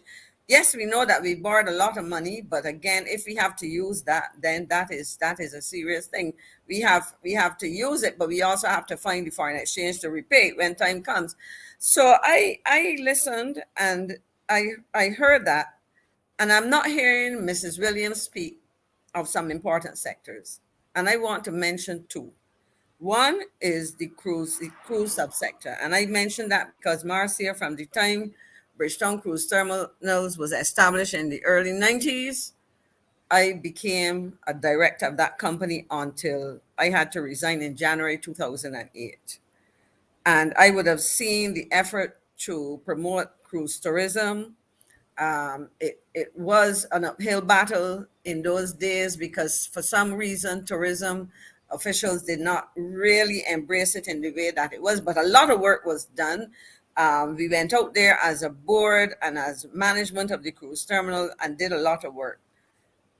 We're in 2023, in 2022 January, government took over, because that was a joint venture. That was a joint venture between government via the Bridgetown Port, Barbados Port Inc., or Barbados Port Authority as it used to be. The companies that traditionally were involved in the port, the large retail operations, and then public shareholders like myself, who, when we were back in the 90s when that was set up, public, some people were able to get to buy shares. Not as many people and not as much as you wanted, but it turned out to be a very well-run company and so on. And at the time between then and when I left there in 2008, we were one of the exemplars. What I mean was that many companies and countries involved in the cruise industry came to Barbados to see what was happening, to kind of model themselves on what was happening. No, so we were a leader, and I understand with maturity, people play catch up and they try to pass you. But my worry is that the cruise sector, I mean, I went on a cruise earlier this year, and it was one of those cruises. It was 14 days, and we touched on about 8 countries, including Barbados, because if you were non-Barbadian and you're coming into the Caribbean, it would have been 8 countries. And I was looking at each of those destinations through the lens of somebody involved in the cruise industry. And I will use the words, I think I shared this in a conversation, and I presume it might have been on this, in the eyes of a relative of mine who said when she came back from a trip in the Caribbean, Barbados has to step up its game. And I am concerned because at the end of the day, What does she mean though? What, when she said Barbados when needs she to said we step? have to step up our game, and I think I mentioned this on this forum. She was talking about the quality of customer service from the time she landed in the airport, through taxis, through arriving at the reception at the hotel, the experiences in the hotel, in the restaurants, in terms of what they were able to do as experiences. She felt that we've been at this game a long time, but we seem to be taking things for granted or whatever. In other words, what she saw, and this was in Curacao, for her, it was fresh. And this is somebody who, on an ongoing or frequent basis, young people, they go out to dinner in restaurants here in Barbados. So it isn't to say they don't know what is available. These are young people who are, for want of a better word, domestic tourists. They do the things that tourists do in a way that I did. Well, I couldn't afford it in the same way at her age anyway. So, but, so these are the things so it's not that you're talking without comparison. She's able to compare what is available here. Doing staycations, because Barbadians do that when they call on us to do it when things are rough, and our young people do it, and so on.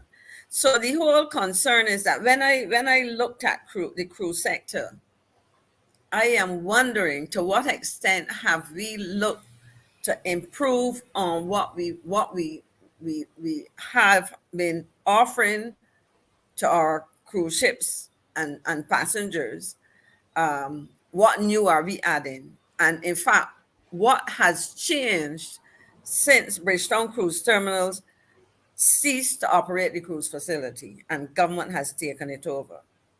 And that is a concern because I know the schedule of refurbishment and repairs and maintenance that would have been done on a routine basis. And I mean, it would be interesting if I could actually get to go and look and see what's happening in the facility. But that's one. And so my concern is that others in the Caribbean, whether it is St. Kitts, I went to St. Kitts, Antigua, I went to Martinique on that cruise, I went to Bartola, Dominican Republic, what's the other one? I said St. Lucia, it was Barbados, Antigua and Barbuda. And those countries, not necessarily in that order, made up the itinerary.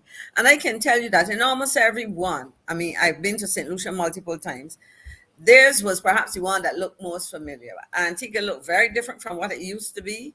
And so really and truly, the point I'm making is that our competition is up in their game. They are refreshing. They've not only played catch up with Barbados, now they've surpassed us. That's the cruise. The other thing I want to talk about, Marcia, is something that really hurts my heart. And that is the work that was done in the yachting sector. And I told the gentleman I was going to call his name when I decided I was going to come on the program this evening.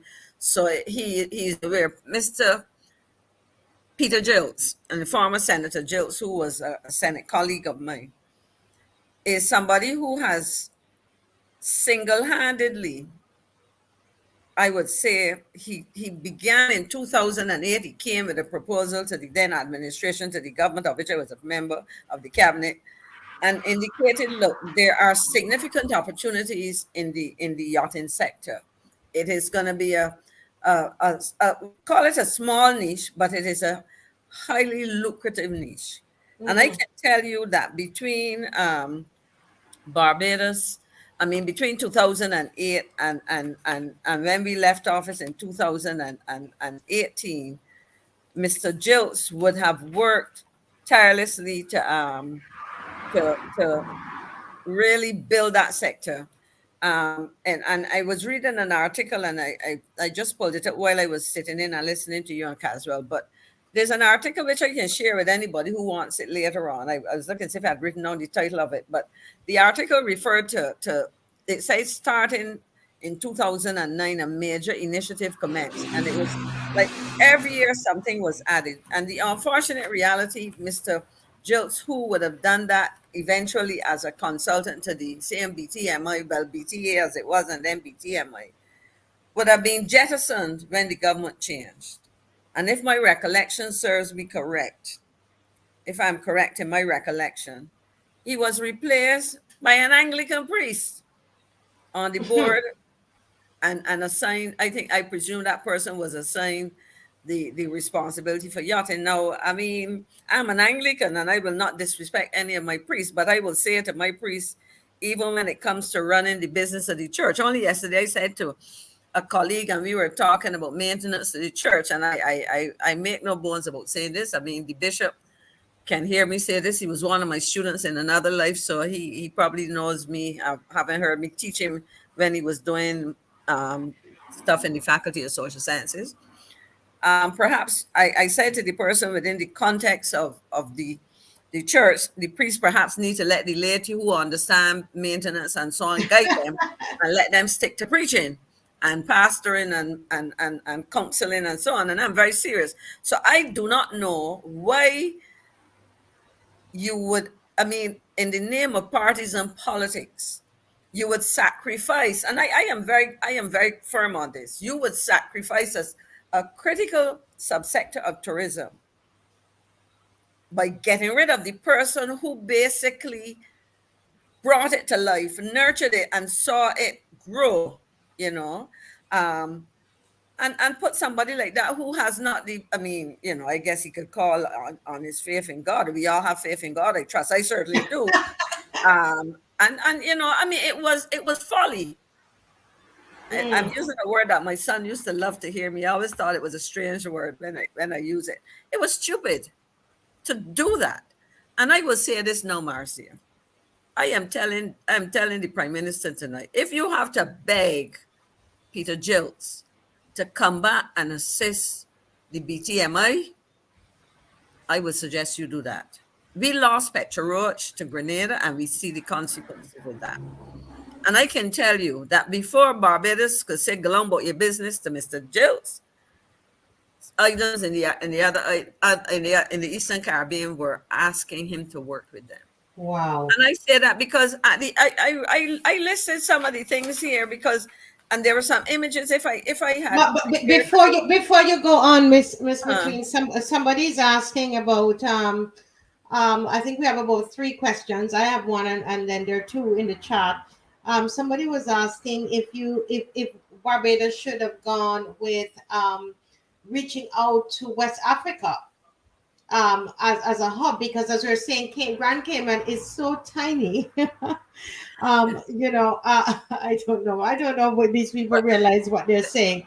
now, but Marcy, you and I traveled to Africa together, not Yes. necessarily the same flight, but we went to Africa together. We know the scale. Let me explain something. I remember it would have been Christmas 2020, I think it was. And I was in touch with my former colleague, the Foreign Minister of Nigeria, Jeffrey Onyema is his name. I'm not sure if he continues to be Foreign Minister. I know there was a change in government. I have to check and see.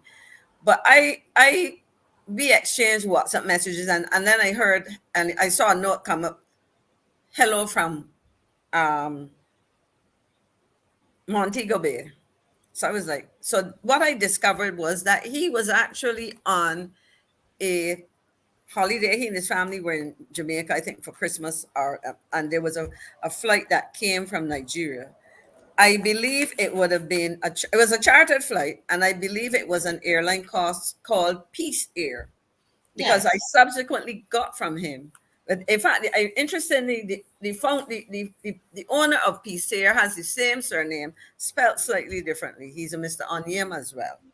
And I then was, because he first came to my attention when there were tensions between Nigerians and South Africa, and there was a whole set of conflict between the group, South Africans and Nigerians. And he flew into South Africa to repatriate plane loads of Nigerians who were caught up in this conflict between, because some South Africans felt that they were taking jobs or whatever.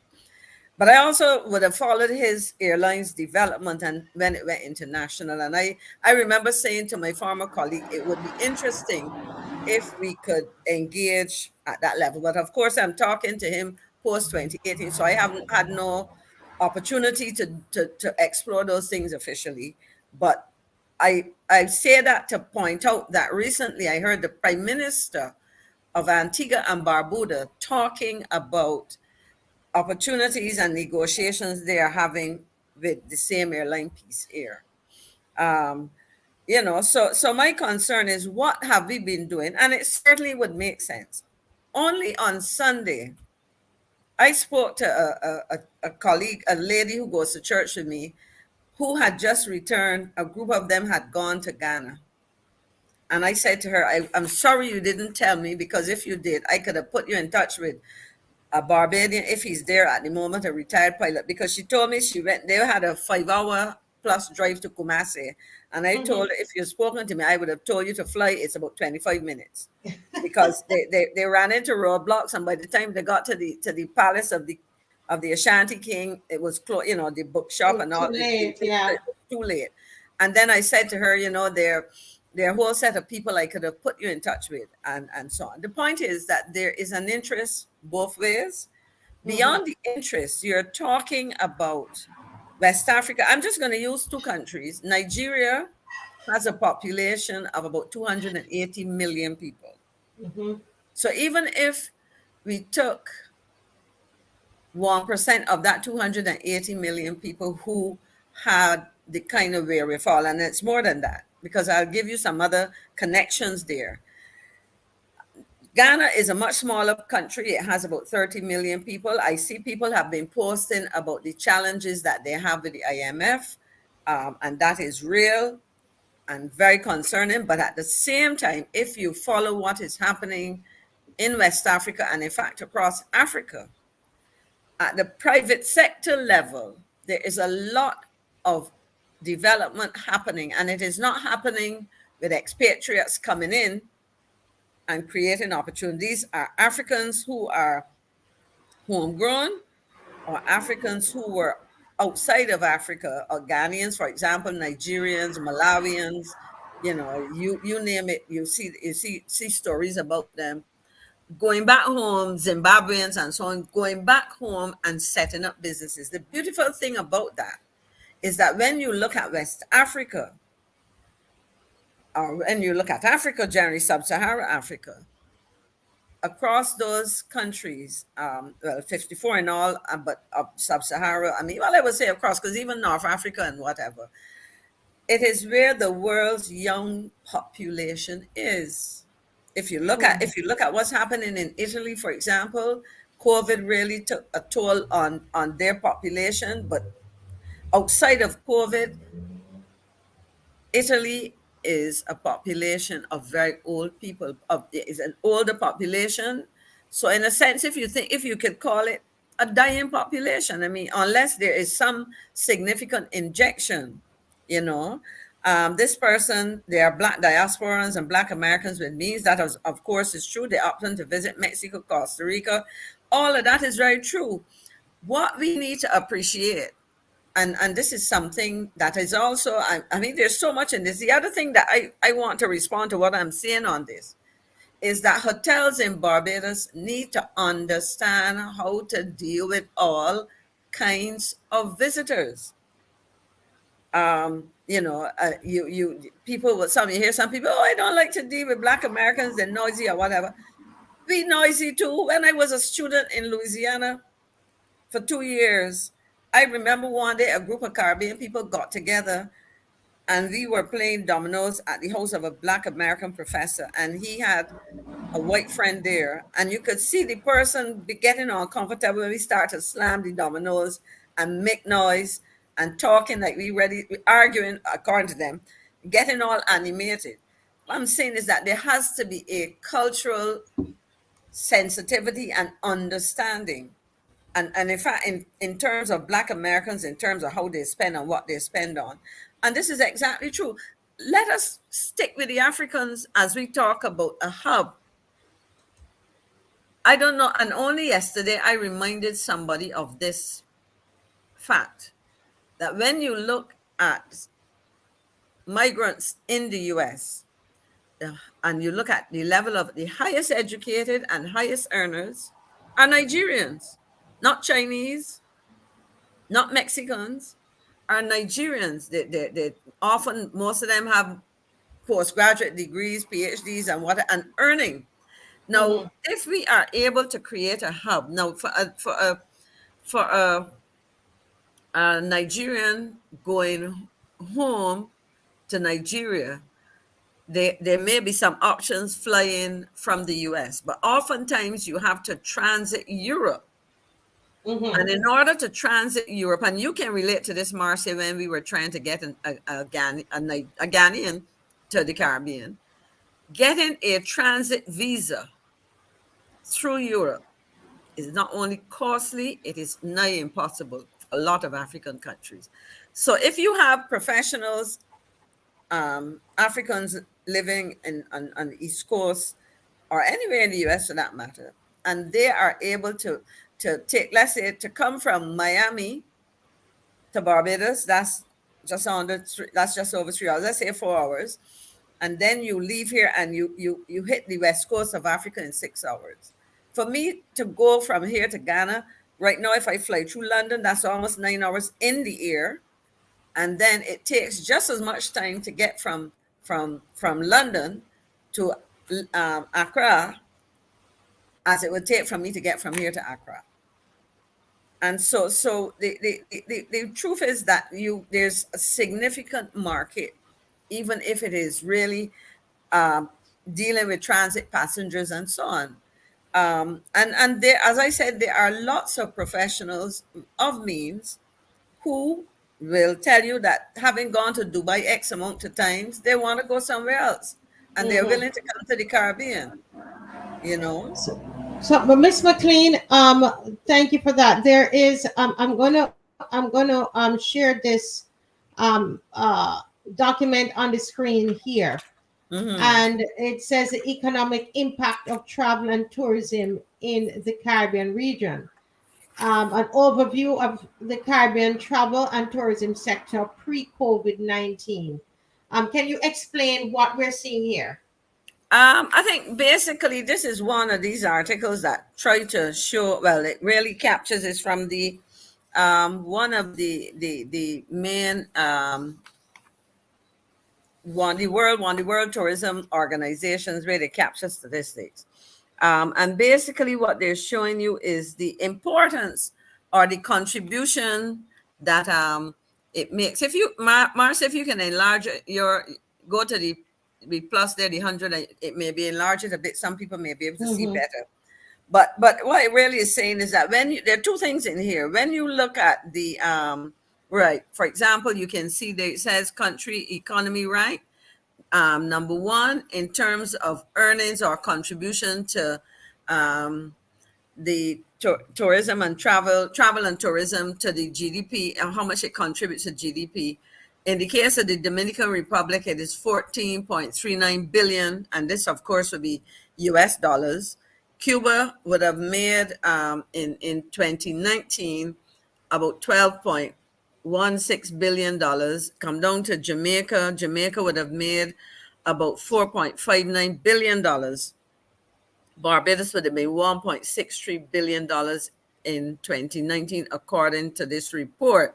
Now, the question that I asked when I asked about statistics, I listen to the news all the time, and I know over the years, we would have heard two things. We would have heard about arrivals, but from time to time, we would have heard statistics on the foreign exchange or the revenues generated by the tourism sector.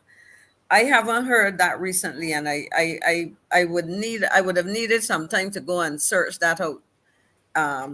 Earlier if in order to do this, but really and truly, what we're asking is, can somebody tell us? Certainly, tell me. Well, any Barbadians be interested. What is the corresponding figure for 2020? We know that would have been that was pretty much a total shutdown globally. 2021 and 2022, because I know that in listening to Minister Bartlett, I think that's his name, from Jamaica, on multiple occasions, I have heard him quoting the rebound in earnings in Jamaica, the rebound in numbers, and the very optimistic projections for the sector. I have not been hearing much coming from our officials.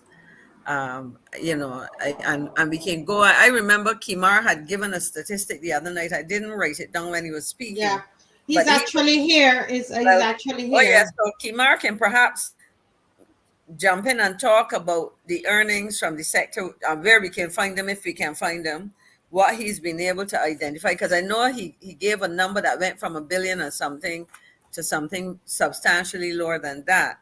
So I would pull together all that I've said, Marcy, in that we see,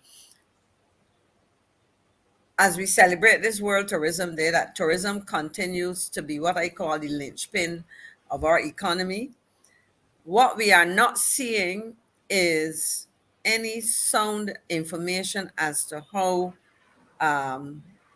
we have weathered the storm, and any solid information on plans going forward to ensure that we do that. We also need, as we go forward, to think in terms of the sustainability of not only of tourism, but the economy.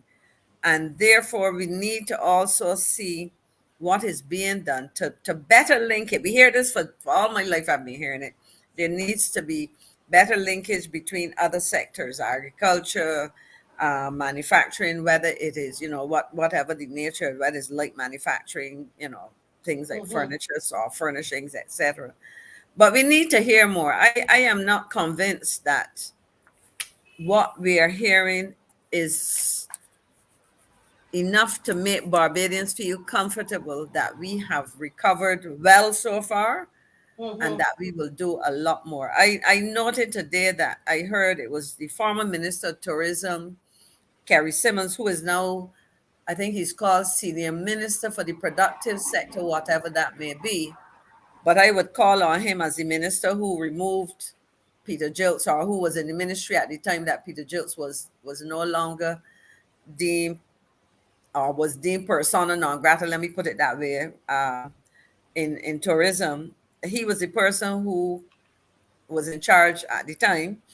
And he is now senior minister for the productive sector, which means he has some say in this. I would like for him, in explaining what that role is, to tell us what is his vision, what are the concrete plans to move the industry forward, given all that is pinned on it now as we look to try and get enough foreign exchange in here to not only meet the country's needs on a day-to-day basis, but also to ensure that we can service the significant debt that we have borrowed in foreign currency or from foreign sources. Yes. And so there's a lot hanging on tourism. It has to be part of an effort to diversify in related ways, in ways that are complementary to tourism, but we ain't hearing any of that. And I will say this last, we need to diversify and increase small businesses. And I want to speak to this in a very concrete term. During COVID, during the pandemic, the height of the pandemic, the Prime Minister and Minister of Finance made in excess of $300 million available to tourism. I am challenging the Minister of Finance to make available to some enterprising young people in agriculture 1% of that 300 million, which will be $3 million, or even half of that, as a pilot to show how they can utilize that to reduce the import of some critical food, critical vegetables, and so on, catering specifically for the tourist sector, if they want to look at it that way. Because the other thing that I worry about as we talk, as I stop Marcia, is that we have heard about initiatives to rely on Guyana, and I've heard now some reference to Venezuela and perhaps Suriname and so on. But when we shut down, and I use that word, when we shut down our small agricultural operations and so on, and and you're asking them to go and do what? How are they going to generate earnings to buy the imported? I mean, it's regional, but at the same time it is imported, and we got to pay for it. So I'm saying that put some money into some pilots where people can engage in smart agriculture, targeting the tourism sector, and of course the domestic sector as well, but the tourism sector where there is significant import and leakage of foreign exchange. So those are some of my thoughts, Marcy. Yes. I've been all over the place, but there's so much. No. But it's all very good, and I think people are loving it. Mr. I see Kimar is here having some little challenges once again with his internet, but he has a lot to say on this issue as well. I believe he's going to try and come back in again. But Mr. Franklin, is there anything you must have heard the announcement, the big announcement that was made today on World Tourism Day by our BTMI chair, Mrs. Shelley Williams? What are your thoughts about that? You are muted. Are you muted? Yeah, sorry. I have Yes. a great difficulty listening to any of that at me because they don't usually make sense in what they do. They want hubs, but for Barbados to become a hub, and you're going to repair the airport at the same time. You know? So what you're going to do, put the people outside in the tarmac because you don't. The airport now is crap. If it's going to be a hub, you're going to be having people passing through the airport. You can't be telling me that you're going to be upgrading the airport. You're going to have a lot of construction going on, and you're going to be trying to develop at the same You time. can't got summary. Okay. Right? Yeah, he's back on. Yes. Go That ahead. does not make sense at this point in time. And a hub for what purpose? You know, to bring people from where to where. It sounds pretty in the little speeches, but nothing that I have done so far has made any sense. I remember when they bought the guy from Germany or Canada, where we come from, as the CEO or whatever his name, whatever his title was, and what great impact he had on tourism. I, you know, you wouldn't remember that he was here. You know, but I remember telling them when they were talking. I said, "Listen, this doesn't make a lot of sense, and something is wrong here." You're bringing him to Barbados to work for 120,000 Barbados dollars and talk about he is a high flyer and the thing working all over the world and stuff. Let me do something. I said, this is 60,000 Barbados dollars, which is chump change. My son at age 25, working in New York as a junior manager, was making $85,000 a year, right? 85,000 US. He is coming to Barbados as a high flyer and making 60.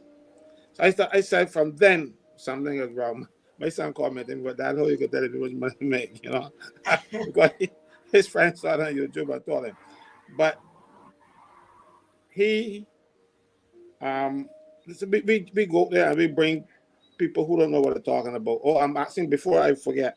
You know, you mentioned Petra going to Grenada. Well, that is called reparations for Senator Rudy Grant.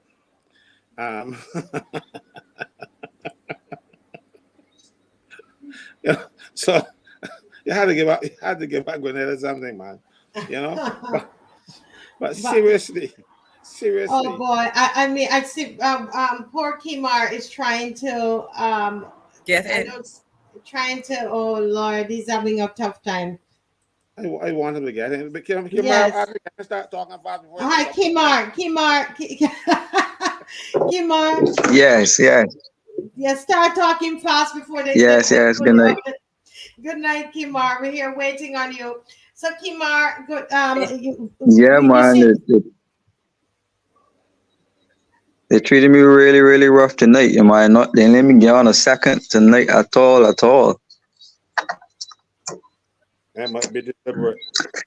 I tell you, but I know that you wanted to talk a bit about tourism and then to go into the water issue, and you would have heard the announcement today, September 27th, by Mrs. Shelley Williams, the chairperson for the BTMI, about Barbados being this hub and etc. What are your thoughts on that?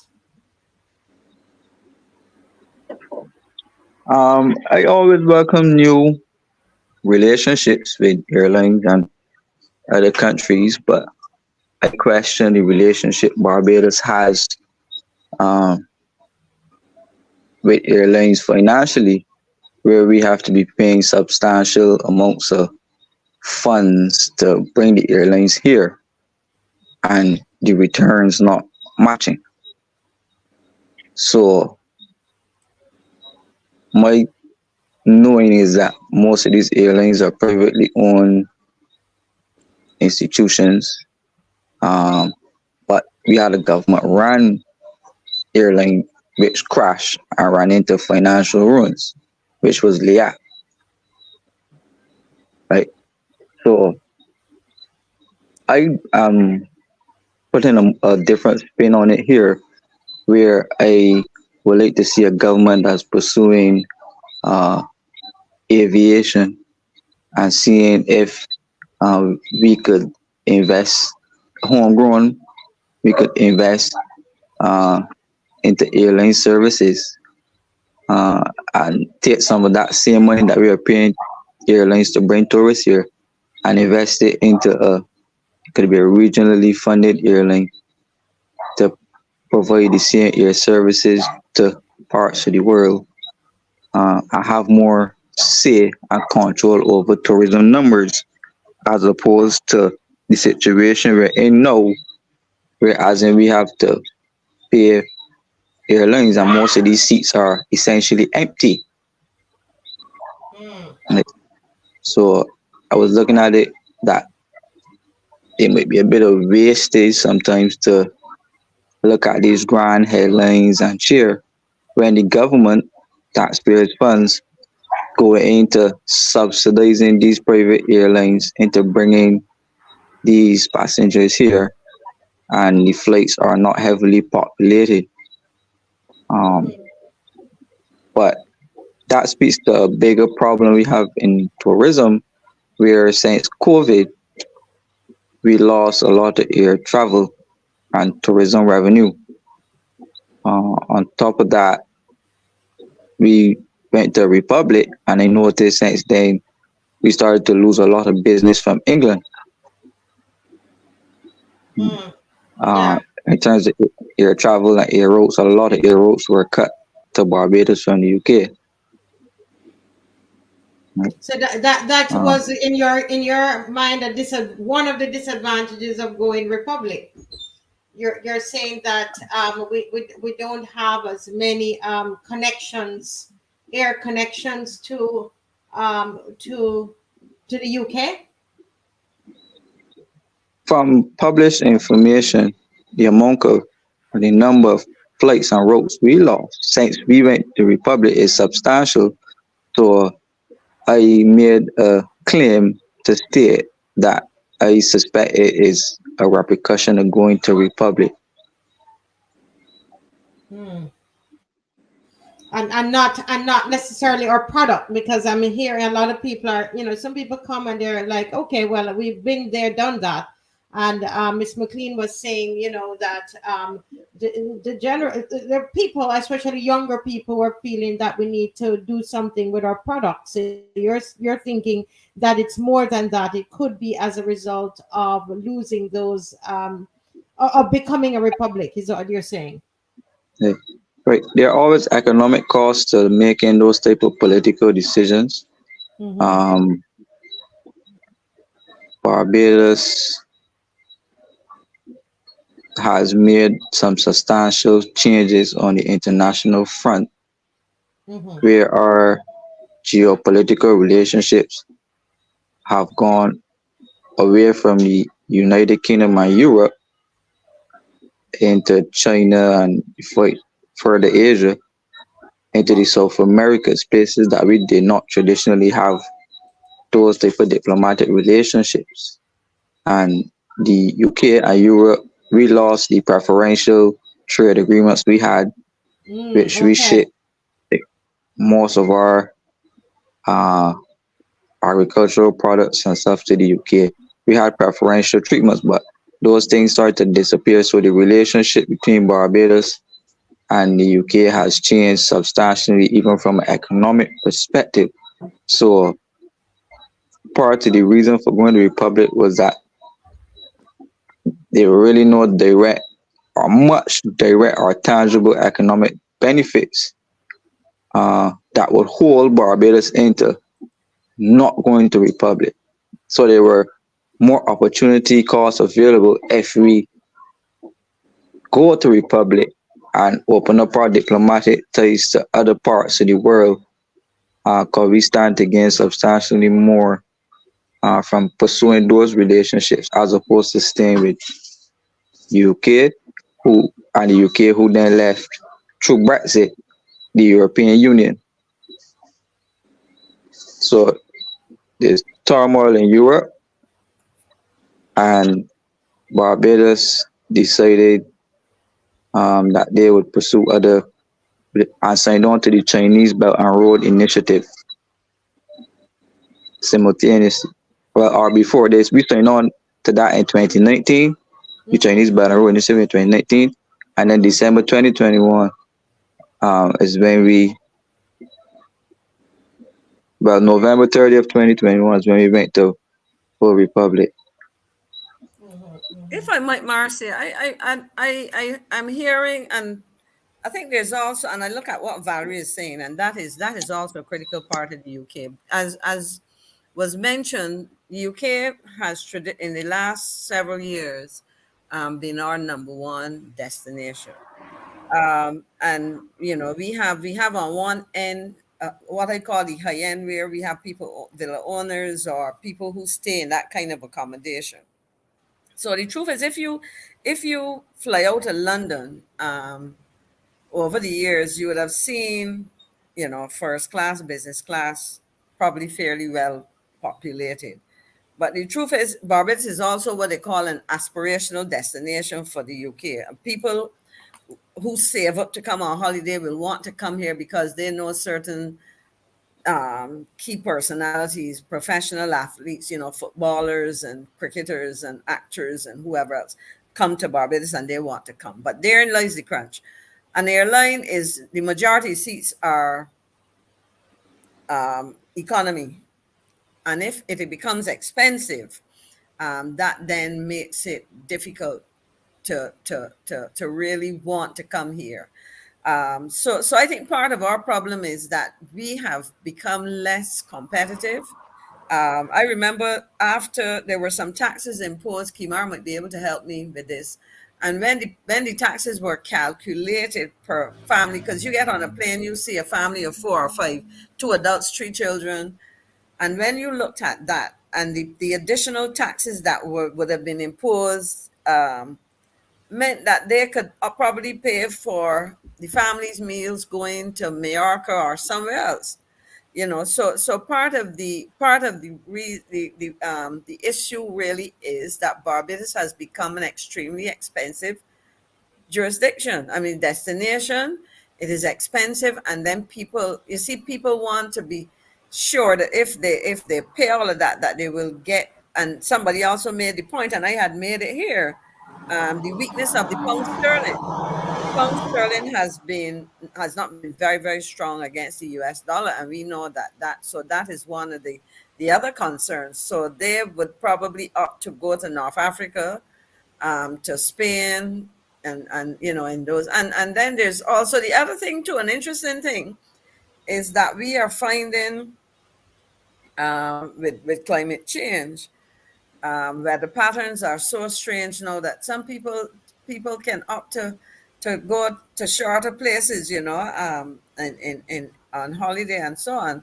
So we have to work hard. Now I remember us pursuing the Canadian market, and it was something that David Thompson, late Prime Minister Thompson, insisted on very early, because for those old enough to know, Marcia Kimar is a bit young for this.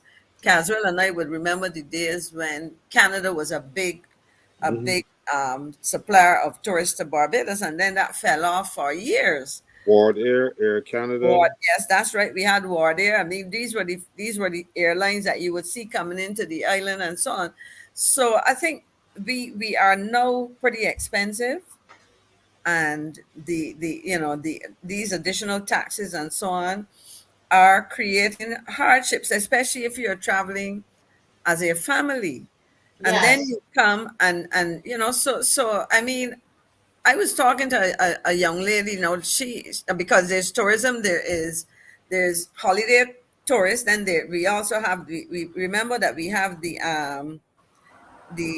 as the person said, Jillian is saying, it is expensive from Heathrow, transiting, because before, at one stage, the other thing was to come to Barbados. If you came from Africa or some countries in Europe, you came in at Heathrow, and then you had to fly. You had to drive to Gatwick to fly out to Barbados. And I noticed now that we have departures from Heathrow and so on. And that ties in with the same point I was making about transit visas, because you could get a transit visa, but in the case of the Ghanaian that we knew of, coming to Barbados, he could not transit, he could not come to Barbados directly, because he arrived at Heathrow and he could not get a transit visa, which allowed him to basically cross the city and go to Gatwick. So he had to go via Jamaica to get here. So we really have to think about what it is that we're offering, what that we're really offering our visitors. So Yeah. that is one major problem that we have. I want to say something quickly, Marcia, because I think LIAT was mentioned by Kimar, and having sat in to a number of discussions at the level of the meetings of foreign trade ministers, and sitting in at meetings of heads of government, there is one thing that I think that CARICOM heads have refused to accept for the most part, most of them in relation to LIAT, because LIAT, air transport, let me put it this way, air transport in the Caribbean, it will be extremely difficult to make an airline that did what LIAT did profitable. I know that Busy Williams and other people tried to get into the private airline. We had several. I can think of probably about four or so efforts to start an airline that would have competed with LIAT. But we really were offering to the people of CARICOM what I would call a public good. And when we looked at the role that LIAT played, what we needed was an airline that would have been, yes, subsidized, but that would have been highly efficient. It needed to be highly efficient to do all it has to do. I don't know if we could ever get hold of him. I can try to find him. He's a former colleague of mine. I think he may be an MP again in St. Lucia. His name is Alva Baptiste. He was my former colleague in foreign affairs, and his background is aviation. And I remember, and I might have mentioned this in a conversation here because it sounds like I'm saying something that I said before. But he walked us through one time the cost of maintenance of an airline like LIAT, because when you have a LIAT leaving Barbados flying to Antigua, Mm-hmm. from Antigua to St. Kitts, 20 minutes from Antigua to St. Kitts or whatever, in terms of maintenance, you talk about cycles, whether a cycle is a 9-hour flight from here to London or a 20-minute flight from Antigua. And then in terms of maintenance and all that, that is involved. So what we really need is an airline that will basically support the other economic sectors and so on, that is supported by the region and that is allowed to run efficiently.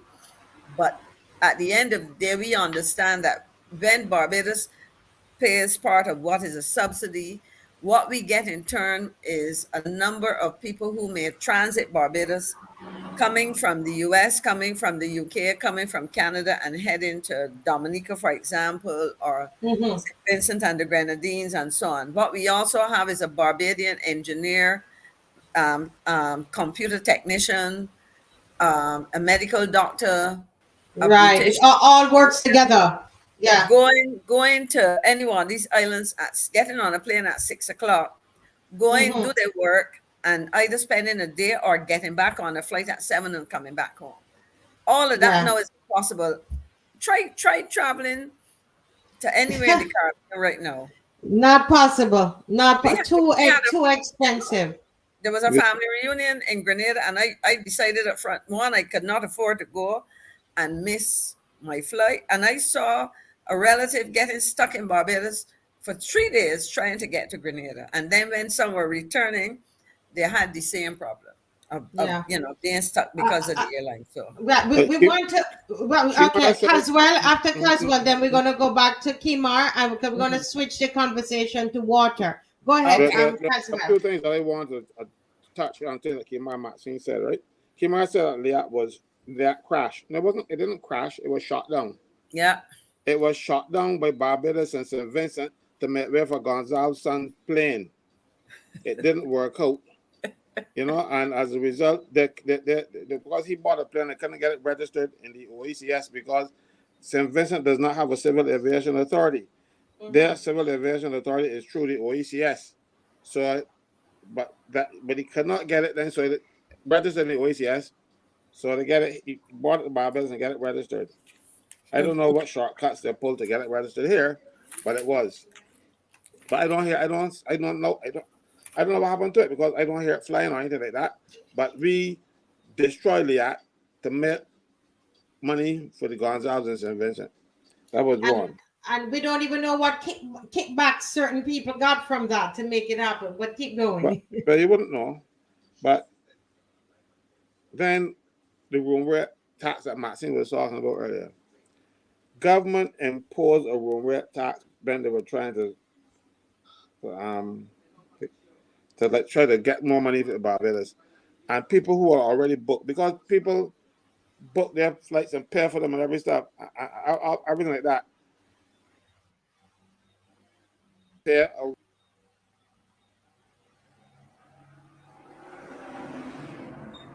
Okay, we're not hearing.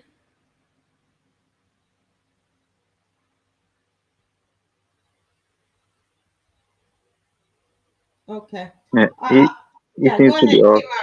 Yeah. Kimar, go ahead, and I'll get him to make that comment towards the end. But go ahead and switch to water, if you Yeah. can. But Yeah, because yeah, I but want I you to just get. wanted to wrap up the conversation on the LIAT. Mm-hmm. Part of the reason why LIAT is not successful is because Caribbean governments have been using the revenues from LIATs to do whatever financial business they have to do.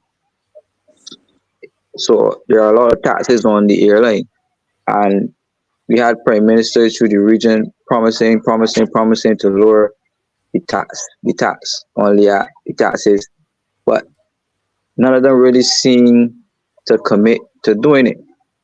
And it Mm-hmm. was a lot of talk, a lot of promises, conference after conference after conference, and till it got so bad where these respective owners got at loggerheads, and the Antiguan officials accused Barbados of trying to sabotage LIAT. And I mean, it was a tirade that the then minister in the Ministry of Finance and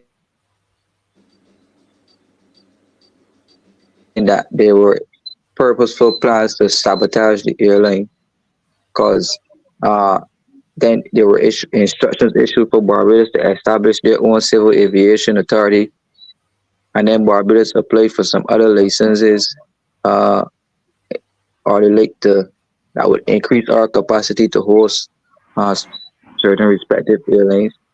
And it was a back and forth tussle between Antigua and Barbados. Uh, Mm-hmm.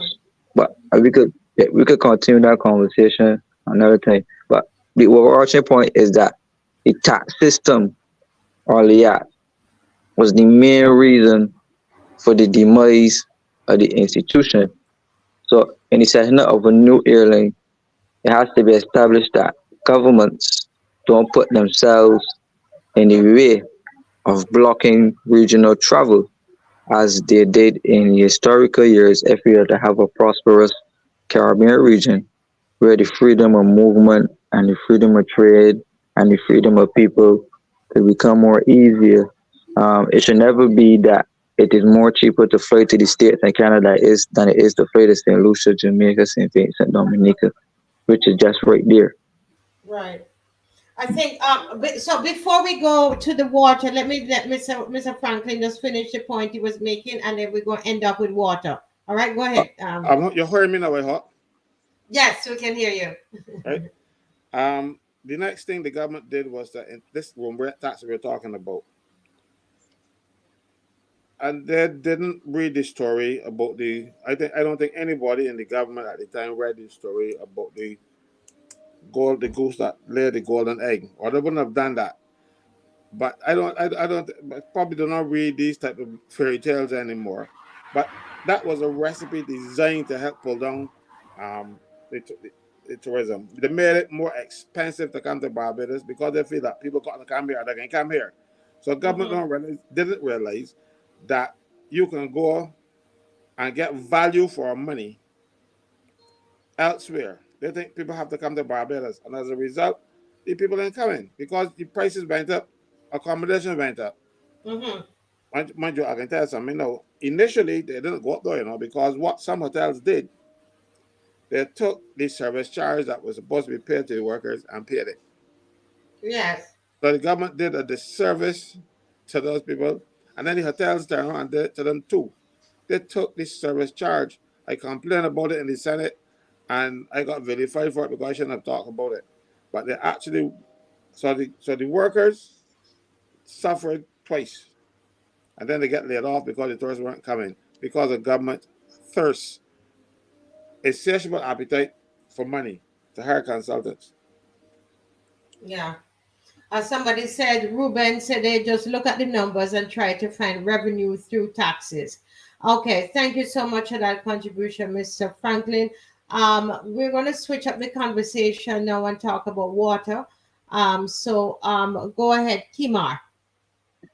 Yes. On the show previously, we would have mentioned some amendments to the Barbados Water Authority Act, and I want to highlight the seriousness of these changes once more, and to highlight the fact that the government said the acting Prime Minister, who is the Minister responsible for water resources, who's also the Minister responsible for MTW, transport and works, she said that the government freed up 3,737 hectares of lands. This is Zone 1 lands for development. Mm-hmm. Zone 1 lands are lands that were listed, restricted lands that it can develop. These were listed in that zone category. So what the government did was to abolish that old zonal system and create a new zonal system, calling it A to F. Mm-hmm. And in the new system, category A, which would have been the old zone 1 system, a lot of lands were left out. And the new zone A was made substantially smaller than the old zone 1. And they are now giving themselves permission to develop these lands. Where the corruption comes in is that they included a clause in the bill which gives the minister responsible for planning and development, which is the old town and country planning, the authority in the name of a physical development plan that they could develop any lands or whatever that is not included in these new zonal policies. They could develop any lands not included in these new zonal policies, and they have the authority and power to do so in the name of developing a physical development plan for Barbados, which means that the minister responsible for planning and development, which is really and truly the Prime Minister, because that ministry is in the Prime Minister's office and Dugate works in the Prime Minister's office. That ministry now has the authority to give planning permission and development permission on 3,737 hectares of land in Barbados. So that is what I call a land grab. Mm-hmm. And you're seeing that it is coming through amendments to the Water Act by changing the zonal policies. Mm-hmm. Right? Also, we spoke about the fact that if you have a private well on your property, the government is saying to you that you cannot extract that water, that you now have to have a permit to be able to extract that water, which means you have to pay the government money every year or so to pump water on your own land. So there's no restricted use of wells. They also said that they reserve the power to restrict water usage to any free stream or flowing of water, any waterway, anywhere that water is produced. They have the authority to restrict and deny use too, which means that the natural flowing streams at Pori Spring and potholes, they have the full authority now to restrict usage of these areas for the amendments to this legislation. Right? So you're saying that they're locking off access to water. And then on top of that, they are selling the water internationally. So that's The what I water is wanted being to ask exported you. out of Barbados. I wanted to ask you what was the purpose of this locking of the water, and so you're saying this is so that it's to sell it? Is that what is happening?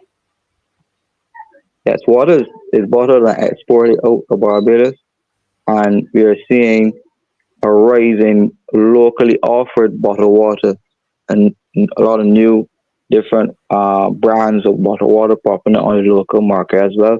But for the most part, a lot of bottled water is being exported out of Barbados, and a lot of water is being sold to the cruise ships as well.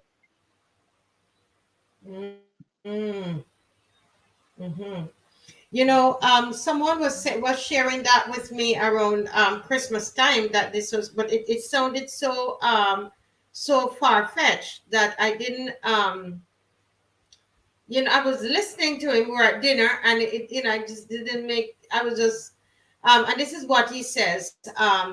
It's simple. Change the zones, allowing foreign investors to buy the lands with low water tables and springs.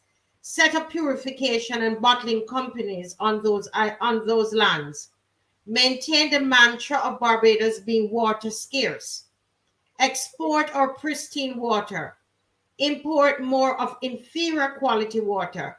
There are private companies waiting.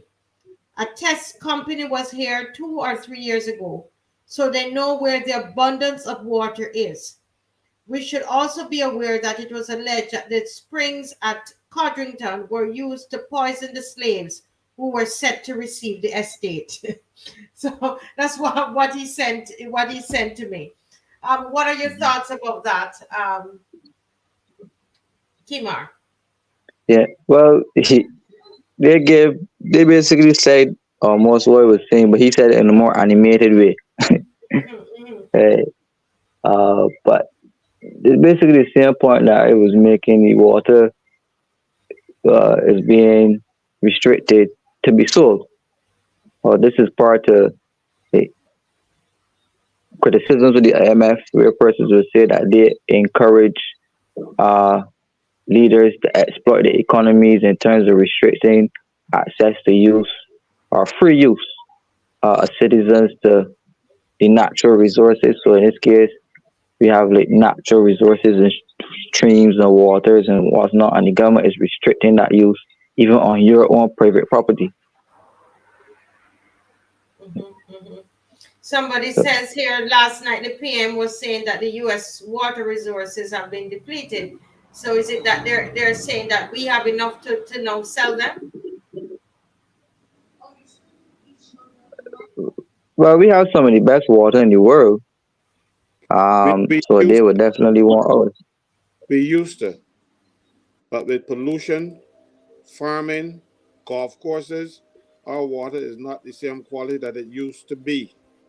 We had a reputation of having good water, and now when you take the zone ones and you shrink them, you see, government can do almost anything. They can legislate anything, but they cannot legislate the underground structure of Barbados.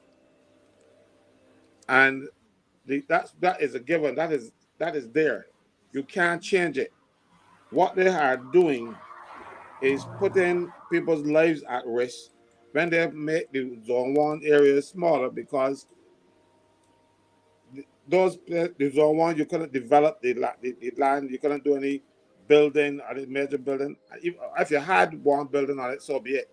But I mean, prior to it becoming a zone one thing, but know that there's no longer any development where you can put houses and toilets and all kinds of stuff in the water, and you couldn't do this type of agriculture where you gotta put a lot of those chemical fertilizers in the water. As a result, our water has too much nitrates in it. All it no, I'm talking about no. We have too much nitrates in our water, and you are making it possible by putting suck wells. You can put suck wells in that zone one area now. You can get some more nitrates. And if you allow more development, like for instance, have golf courses and stuff, the chemical fertilizer, nitrates again, our water will not soon won't be drinkable. If government gonna stop their foolishness, they're looking to get their hands on some money even if it means killing us.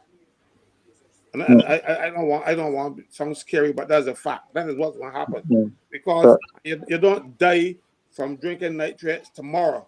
You know, it accumulates in your system, and then you get cancers and all kinds of stuff, and people don't even know where it's coming from.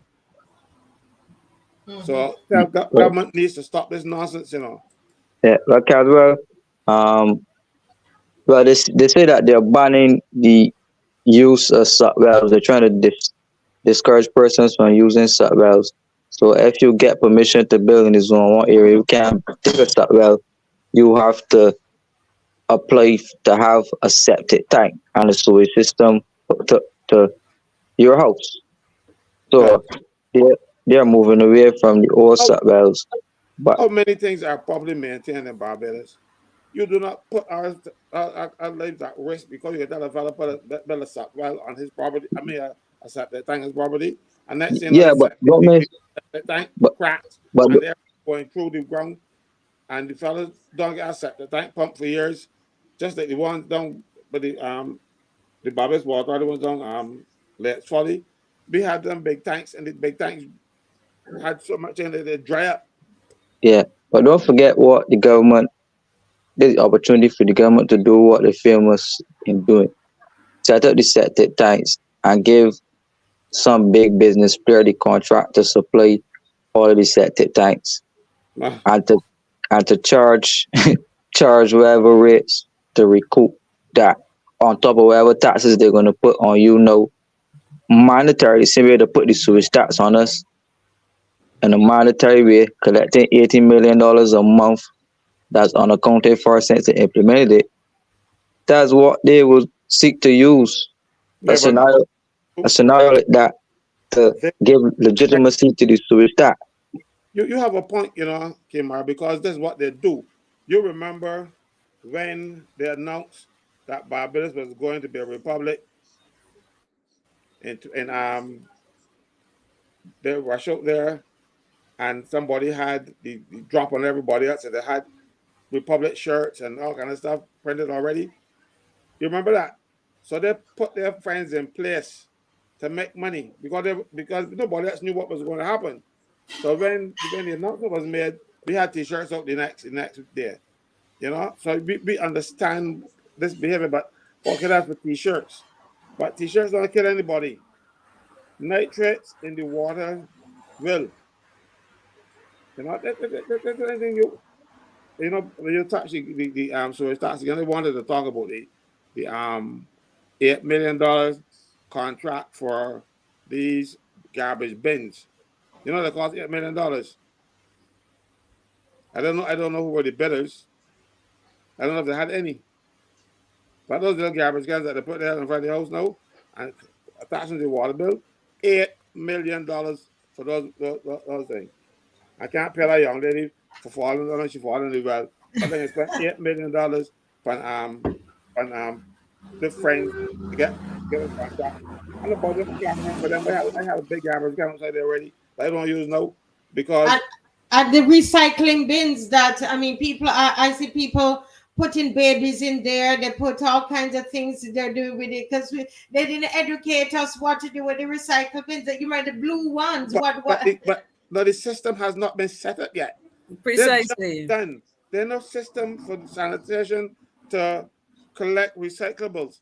So sanitation give you a bin and says for recyclables. If you put it in a bin, the fellow can just take it straight back in the truck because there is no. I talk about the general garbage. And then I got a truck coming with recyclables. We don't have the facilities. We ain't even got the facilities right now to pick up the garbage we got. Caswell, let me ask you a question in terms of that recyclable, because you're correct. But we pay a company, what's it called? It sorts garbage. What's it? Lord. The one at St. Thomas there above right. the SBRC. Right. SBRC. Now we are paying money to a company to sort garbage. I call it sorting dirty garbage because they are taking, from what I understand, the garbage that comes from the trucks. Now, why can't that company, which is making money from that whole contract to sort this garbage, either buy, or they don't need to buy, hire, retain the services, enter a contractual arrangement with some truck owners, right? To come out in our neighborhoods and pick up. We can sort our garbage, because it's about sorting. Because I just say, if you don't have a collection, it makes no sense sorting. But why can't? Because it's going to help them with their recycling and their separation. Why can't they contract X number of truck driver people, small truckers, to go into the neighborhoods? Let's say on a Monday you collect plastics.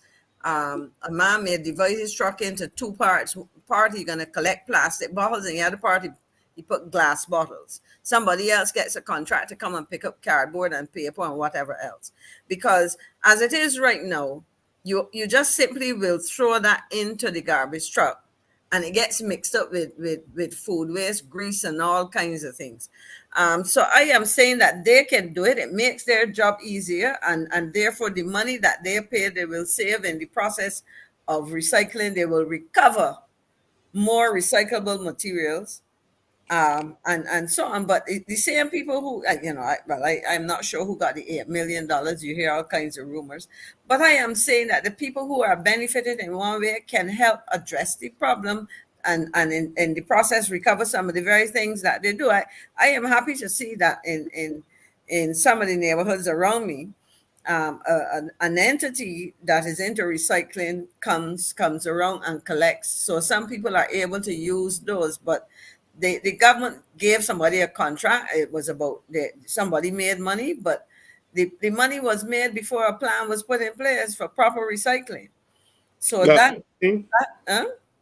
the problem there is that SBRC is not designed for recycling. I think it's all designed to make money. Another busy company to make money. They give Busy a contract, and he carried the contract back and said, "Like, I can make some money off of it." They say, "Well, Lord, do this at the SBRC." The problem there is that facility there is guaranteed, whether you get one truck coming in there or not.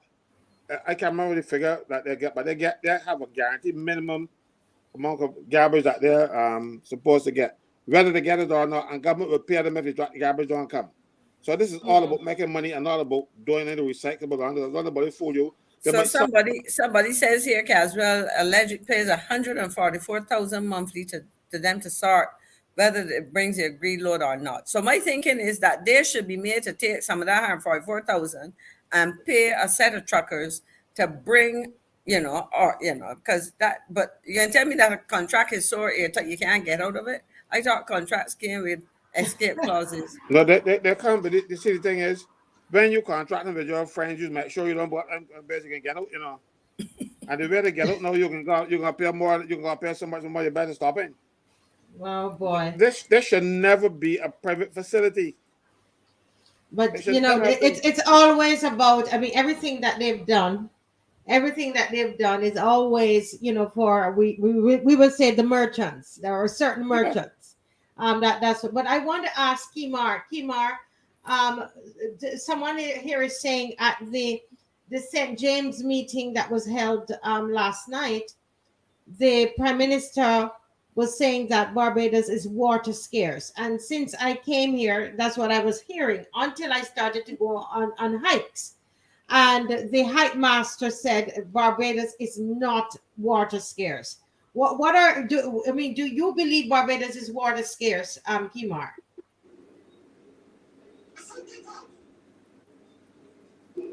He's Not necessarily. We have a lot of free fall water that runs back in the sea. I think Caswell said on the show before. We see it. We don't have any way to dam rainwater really in Barbados. And we live surrounded by seawater. So how can a country that's surrounded by seawater all around, that the rain falls quite regularly, the water scarce? So I never bought into that idea. What I think is that governments push the idea that, or is pushing this idea that it was scarce because they might not have the resources to harvest the water. So that might be a financial pitch to persons out there so that they can see that they need money to be able to harvest the on-tap water resources out there. But I never believed that. It's the same thing that happened in Barbados. You could recall it in the same video that the Prime Minister took the swipe at me, and we spoke to Barbados, or the no acting Prime Minister going to Netherlands during crop over weekend. Yes, I remember you talking And about that. yes, so she went to the Netherlands and consulted with private sector operators, government level, and at the level of universities, and she engaged on water management discussions. These were the same discussions that the Prime Minister said did not happen, by the way, but they happened. Right? So But upon return, we were met. Upon wait, wait. return, we were met. We were met with these changes, these massive changes now to our Barbados Water Authority Act. Right? So these changes were in direct consultation with players in the Netherlands. So this is not very transparent. And I spoke to this specifically that we needed more information as to why the acting Prime Minister would have went to the Netherlands to consult on quote unquote water management. Do you know that they are going to fire, and it's included in legislation, fire the general manager of the water authority? They made his office redundant. And they are putting in a CEO and a COO in place. So the shut down one position and open two. Right? That's what they're doing. So this type of sleight of hand, and I said in the video as well that she was going to fire him. And look, I was right. So they're making changes to the management level of the institution because they're setting it up for privatization, public-private partnership. So this is just a sleight of hand to hide those changes that are to come. So they're going to change next they're going to change it over into a statutory board, a full statutory board with the CEO. It sounds familiar. Go ahead. Marcia, if I could say something about water scarcity, because as Kimar was talking, I know that there's until he comes back, it seems to have disappeared. Are you still there, Kimar? Okay, so as I was Yes, I'm saying, still here. okay, all right, go ahead, because I thought you were stuck a little bit or something. No, you can go ahead. You can go ahead. Oh, okay. No, yeah. What I was saying is because I went to it because there's I guess they call it global technical descriptions or definitions of water scarcity, and I would say that we have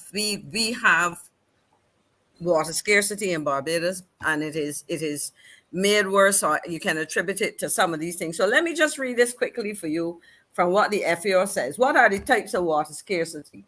The two types of water scarcity are as follows, according to a 2008 study by the FAO. One, economic water scarcity. Two, physical water scarcity. Economic water scarcity occurs due to an inadequate water infrastructure. And remember, we have these things with leakages, and we've talked about these for years. And as a result of insufficient financial, technical, and political resources or poor governance. Physical water scarcity is a result of local ecological and geographical conditions, such as lack of river volume in arid regions or insufficient rainfall. The reality is, I would say we have both. We have seen over my life a significant decline in rainfall, but we also see that where that has happened, we still have not undertaken over the years to properly address at the level of government what I would call the runoff, which we could capture. I also would say at the level of the private sector, because we also have to take responsibility. And when you hear people talk about smart agriculture, and I mentioned the government can put 1% of any funds into agriculture. And think one of the things we need to encourage our farmers to do, and this we being us as citizens, but also government, is to give incentives to help them to capture and store water for dry seasons. I don't know if any of y'all realize that we have not had very much rain in September this year, which is fair. I mean, we wait and see what happens in October, because these are the 2 months of the year that we get a lot of rain. And with the kind of heat and dryness that we have, so I would argue that we do have water scarcity. The question is, what is the source, or what are the reasons for that scarcity? I would say there are also multiple. Some are natural, environmental, and others have to do, are man-made, and reflect certain policies that are in place. But on the last thing I would say to people, go, and as you were talking, I was also reading that amendment to the Barbados Water Authority, the Barbados Water Authority, the amendment in terms of some of the things of what the authority can do, and what it's to do beyond what it has traditionally done, so that we understand really what are the implications of the changes that have taken place. Yeah. Thank you, Ms. Quickly. Go ahead, Mr. Franklin. Government dealing with the water situation in Barbados is as transparent as St. Lucie water.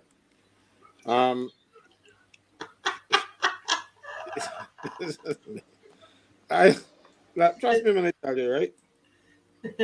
I know that a large percentage of the water that is pumped by the water authority does not get to our pipes, because the mains are old, 100 odd years old mains, and a lot of them are cracked and broken, and a lot of them are in gullies. So you do not see the leakage, even if it rises to the surface. I'll give an example. In St. Lucie, there was this water running for years, and people used to, I think, even had fish in it and all kind of stuff. And then all of a sudden, people thought it dried up. No, after all those years, and people grew up and see this water running. Mm-hmm. It was a burst pipe for all those years. Wow. For years. They thought it was a natural, something natural. Yeah, because it was there for so long, it was a burst pipe. We do not manage our water resources very well. We do not maintain the system. And when government then decides they can get some money to fix it, to divert the money elsewhere, because some of this money that we have for the water authority was supposed to do main repairs and main replacement. I saw a main in St. Lucie that was more than 50% blocked with red stuff and brown stuff in it. And the water, of course, is coming out. You need to do main replacement. You need to fix the thing and to fix the system and retain the water that we have, and then dam it. We have to make sure, because a lot of water just come down. Like Cow Williams at Dunscombe and St. Thomas dam, an area up there. We used to go there crayfishing when I was a little boy. You can't go there, you were drunk. Big lake, got all kind of birds on it, all kind of stuff now, fish and all kind of things inside that lake. But he dammed it. You see that water that washed with a Karoo? That was go heading straight to the sea. Why couldn't you have put a series of dams upstream and prevent all that water from going, when it rains, straight down there by Lime Grove? That water comes from all up in St. Thomas, up in St. Andrew, come through the gullies, come through farmers' gullies, Danscombe gullies, down behind Rock Hall in St. Thomas, down Blowers, down the whole town, and goes right into the sea. There's so many opportunities where that water can be dammed. We do not have. We are not water scarce. We are scarce in thinking how to manage the water system. The water is there. It didn't go, and it went right into the sea. Government, I don't know if they may get a partner to do it with them yet or something, because always have monies to make all of these things up. And develop. So but the body ain't coming with money to develop these processes yet. Caswell, you talk about damming and so on, but there's the other part you mentioned about mains replacement, and it sent me back to find out, because I know a process had started, and I went to look, because when I saw the 3 billion, I sometimes get weary when I look at these numbers because I need they need to show me how they arrive at it. But I am going back here to look at a story that goes back to April 29th, 2015. And it says the Barbados Water Authority today launched another phase in the multi-million dollar upgrade of the island's water system. um, with Minister of Agriculture Dr. S. David S. reporting steady progress overall. This phase involves the replacement of about 33 kilometers of water mains ranging in age from 40 years to 159 years. So far, this is April 2015. So far, some 16.4 kilometers of mains have been replaced. Now, in that phase, there were 33 kilometers, and 16.4 is more than half, if my math is correct. No, Just a little bit less. slightly less than half. Um, and so during a groundbreaking ceremony at Mount Pleasant Plantations in Philip, he also pointed out was pushing ahead with programs to provide more pipe-borne water, whatever. So there has been a process ongoing. I certainly knew of that because I remember I going to a place in St. Philip to look at how they were doing some new trenching to reduce the major excavation they used to do with these large, because I grew up on Black Rock Main Road, and I remember having to see excavation right in front of our veranda when 8 and 12-inch mains burst and that kind of thing. So there has been that work ongoing. Now, I don't know where the billions figure comes from. And the question I would ask, what has happened with that program where in that phase in 2015, X amount was done. So the question is between 2015 and 2018, I would have to look and see what more was done. And then post 2018 till now, what has been the work done? Has there been a continuation of the program that the Water Authority was working on? I remember the Water Wednesdays that we see now, that program used to be reporting about this. That didn't happen yesterday. That program has been going on for a while. And so my question is, tell us how this thing is going, you know. Somebody saying go further back. I just pull up one story there when but I'm saying that the process started. I can go back to, what is it, Petaway 36 and find it. But I just was looking at the story and one of the first ones that came up, but I can go back and look. The truth is the same persons who were working on the mains replacement were the technical people at the Water Authority. For the most part, they're the same people. I know Kimar pointed out that some people have been replaced, but the technical and the same engineers that were talking over the last 12 years or so are the ones talking now. So, so the program, I presume, is a continuation of what was started and what was planned even before 2008. Let me put it that way. And let me tell you something, though. That might have been the priority of the government that you were part of. It's not a priority of this one. Because how many places you see water pipes being made and replaced now? That's true. Show us where the thing that might have been Randall's and David's priorities. But then these people priorities selling our resources, giving our airport, making us guinea pigs for the international community. There's the people to make people so they can go up and make speeches and don't come to here international for. Yeah. Guys, I want to get. Yeah, go ahead, Kimar. Yeah, I just wanted to interject a few things again about the same type of legislation. We had at least like 4 water resources ministers already during this cabinet. So managing this situation was never a priority for the government, and we had right. So we see that no, we have the acting prime minister, who is the minister for water resources, bringing this legislation, and I just want us to listen to what they are doing. As well was the one who highlighted that the government changed a part of the NIS Act to say that the state will now be in control.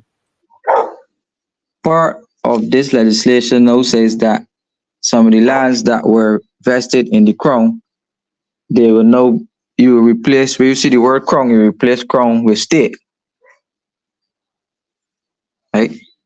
And again, I highlighted to you that the danger in that is that the ministry responsible for planning and department has the power, and that office is inside the Prime Minister's office. That entity now has the power to rule as the head of state over all of these lands. Right? We need to focus on the fact that St. Andrew is going to be sold. So the natural East Coast, all of that is for sale. City, coming up Bay Street, all of these things are going to be sold through this piece of legislation. So this is how serious a move this is in Barbados. Right? Wow. This is, I'm telling you, everything seems so serious. That's the thing about it, you know, and that's why we are doing this march on Saturday, right? On Saturday, we're out there again. This is March number 5, and let it go down in history, Mr. Franklin, that we put up a fight for our beloved country. Let it go down in history that we did not lay down and play dead. Let it go down in history that we understood Errol Barrow's speech when he said, "What mirror image do you have of yourself?" Let it go down in history that we decided to do something about that. And if you want to join us, it is a Saturday at 10 o'clock, Massey Car Park, Kensington Oval. Right, and we are looking forward for you to come out. So springtime saying you grieve for your country. Numbers matter. Lynette always say, who when she was on the program, that which politician would not care about numbers. Every politician care about numbers. We don't have the big unions and all of that, but you're a Barbadian. Just listen to what is being said, and come out and put up a fight for your country. We have 3 minutes. I'm going to give Caswell the last word. But Miss McLean, can you take 1 minute and just say some final words to the people? We are having a march on Saturday, and we need people to come out. We need that representation to stand up for, against some of these things. Can you say something to the people? Basically, I would say, Marcia, that as Barbadians, and certainly let me speak for myself first. As a Barbadian, and at the age that I am, I've been around 6+ decades. I am concerned that I have not seen in my life, and I have paid attention to these matters since I was a teenager, the level of confusion, wastage, missteps, all kinds of promises made and not delivered, that people need to say to the powers that be, to the government, that they need to address these issues. Because at the same time, Barbadians are hurting. They are hurting. Basic issues that can be sorted out are being left, while a lot of money is wasted in ways that really is vulgar, to put it mildly. And Barbadians need to call on and demonstrate that they are tired of these things, that they need to have action taken, and all the fancy words and promises add up to nothing.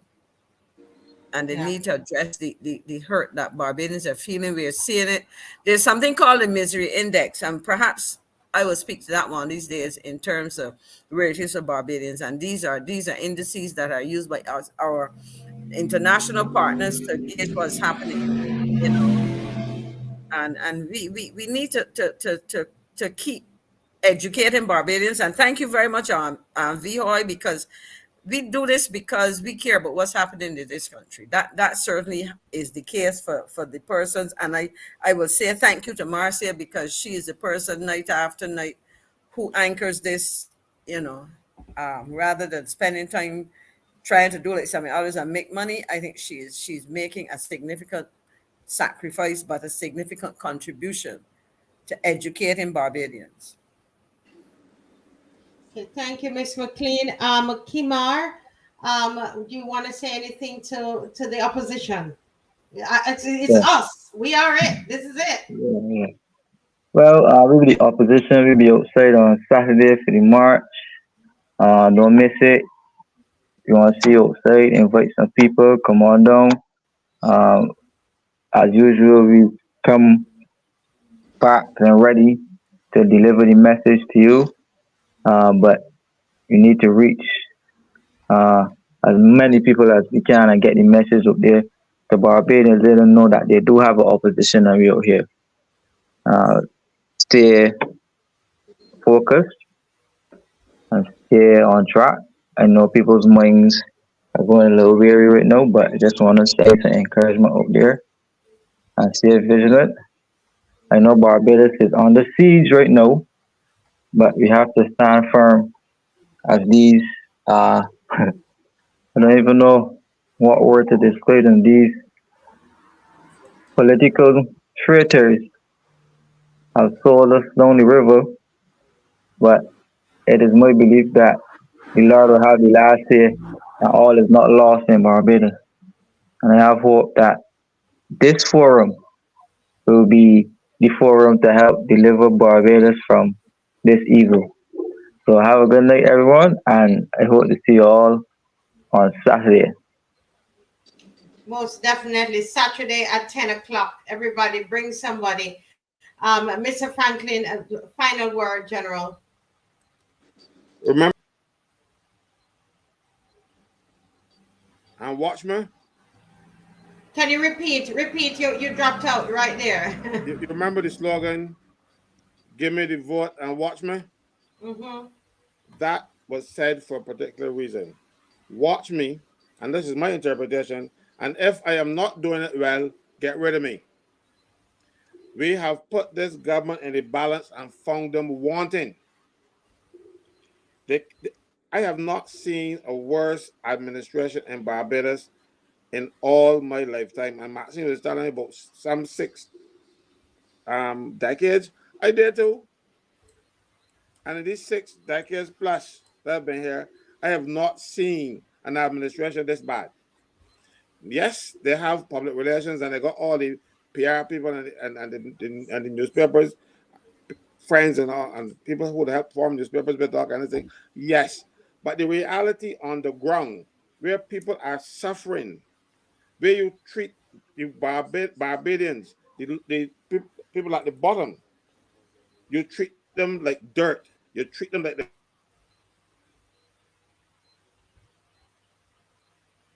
you treat them like they don't matter.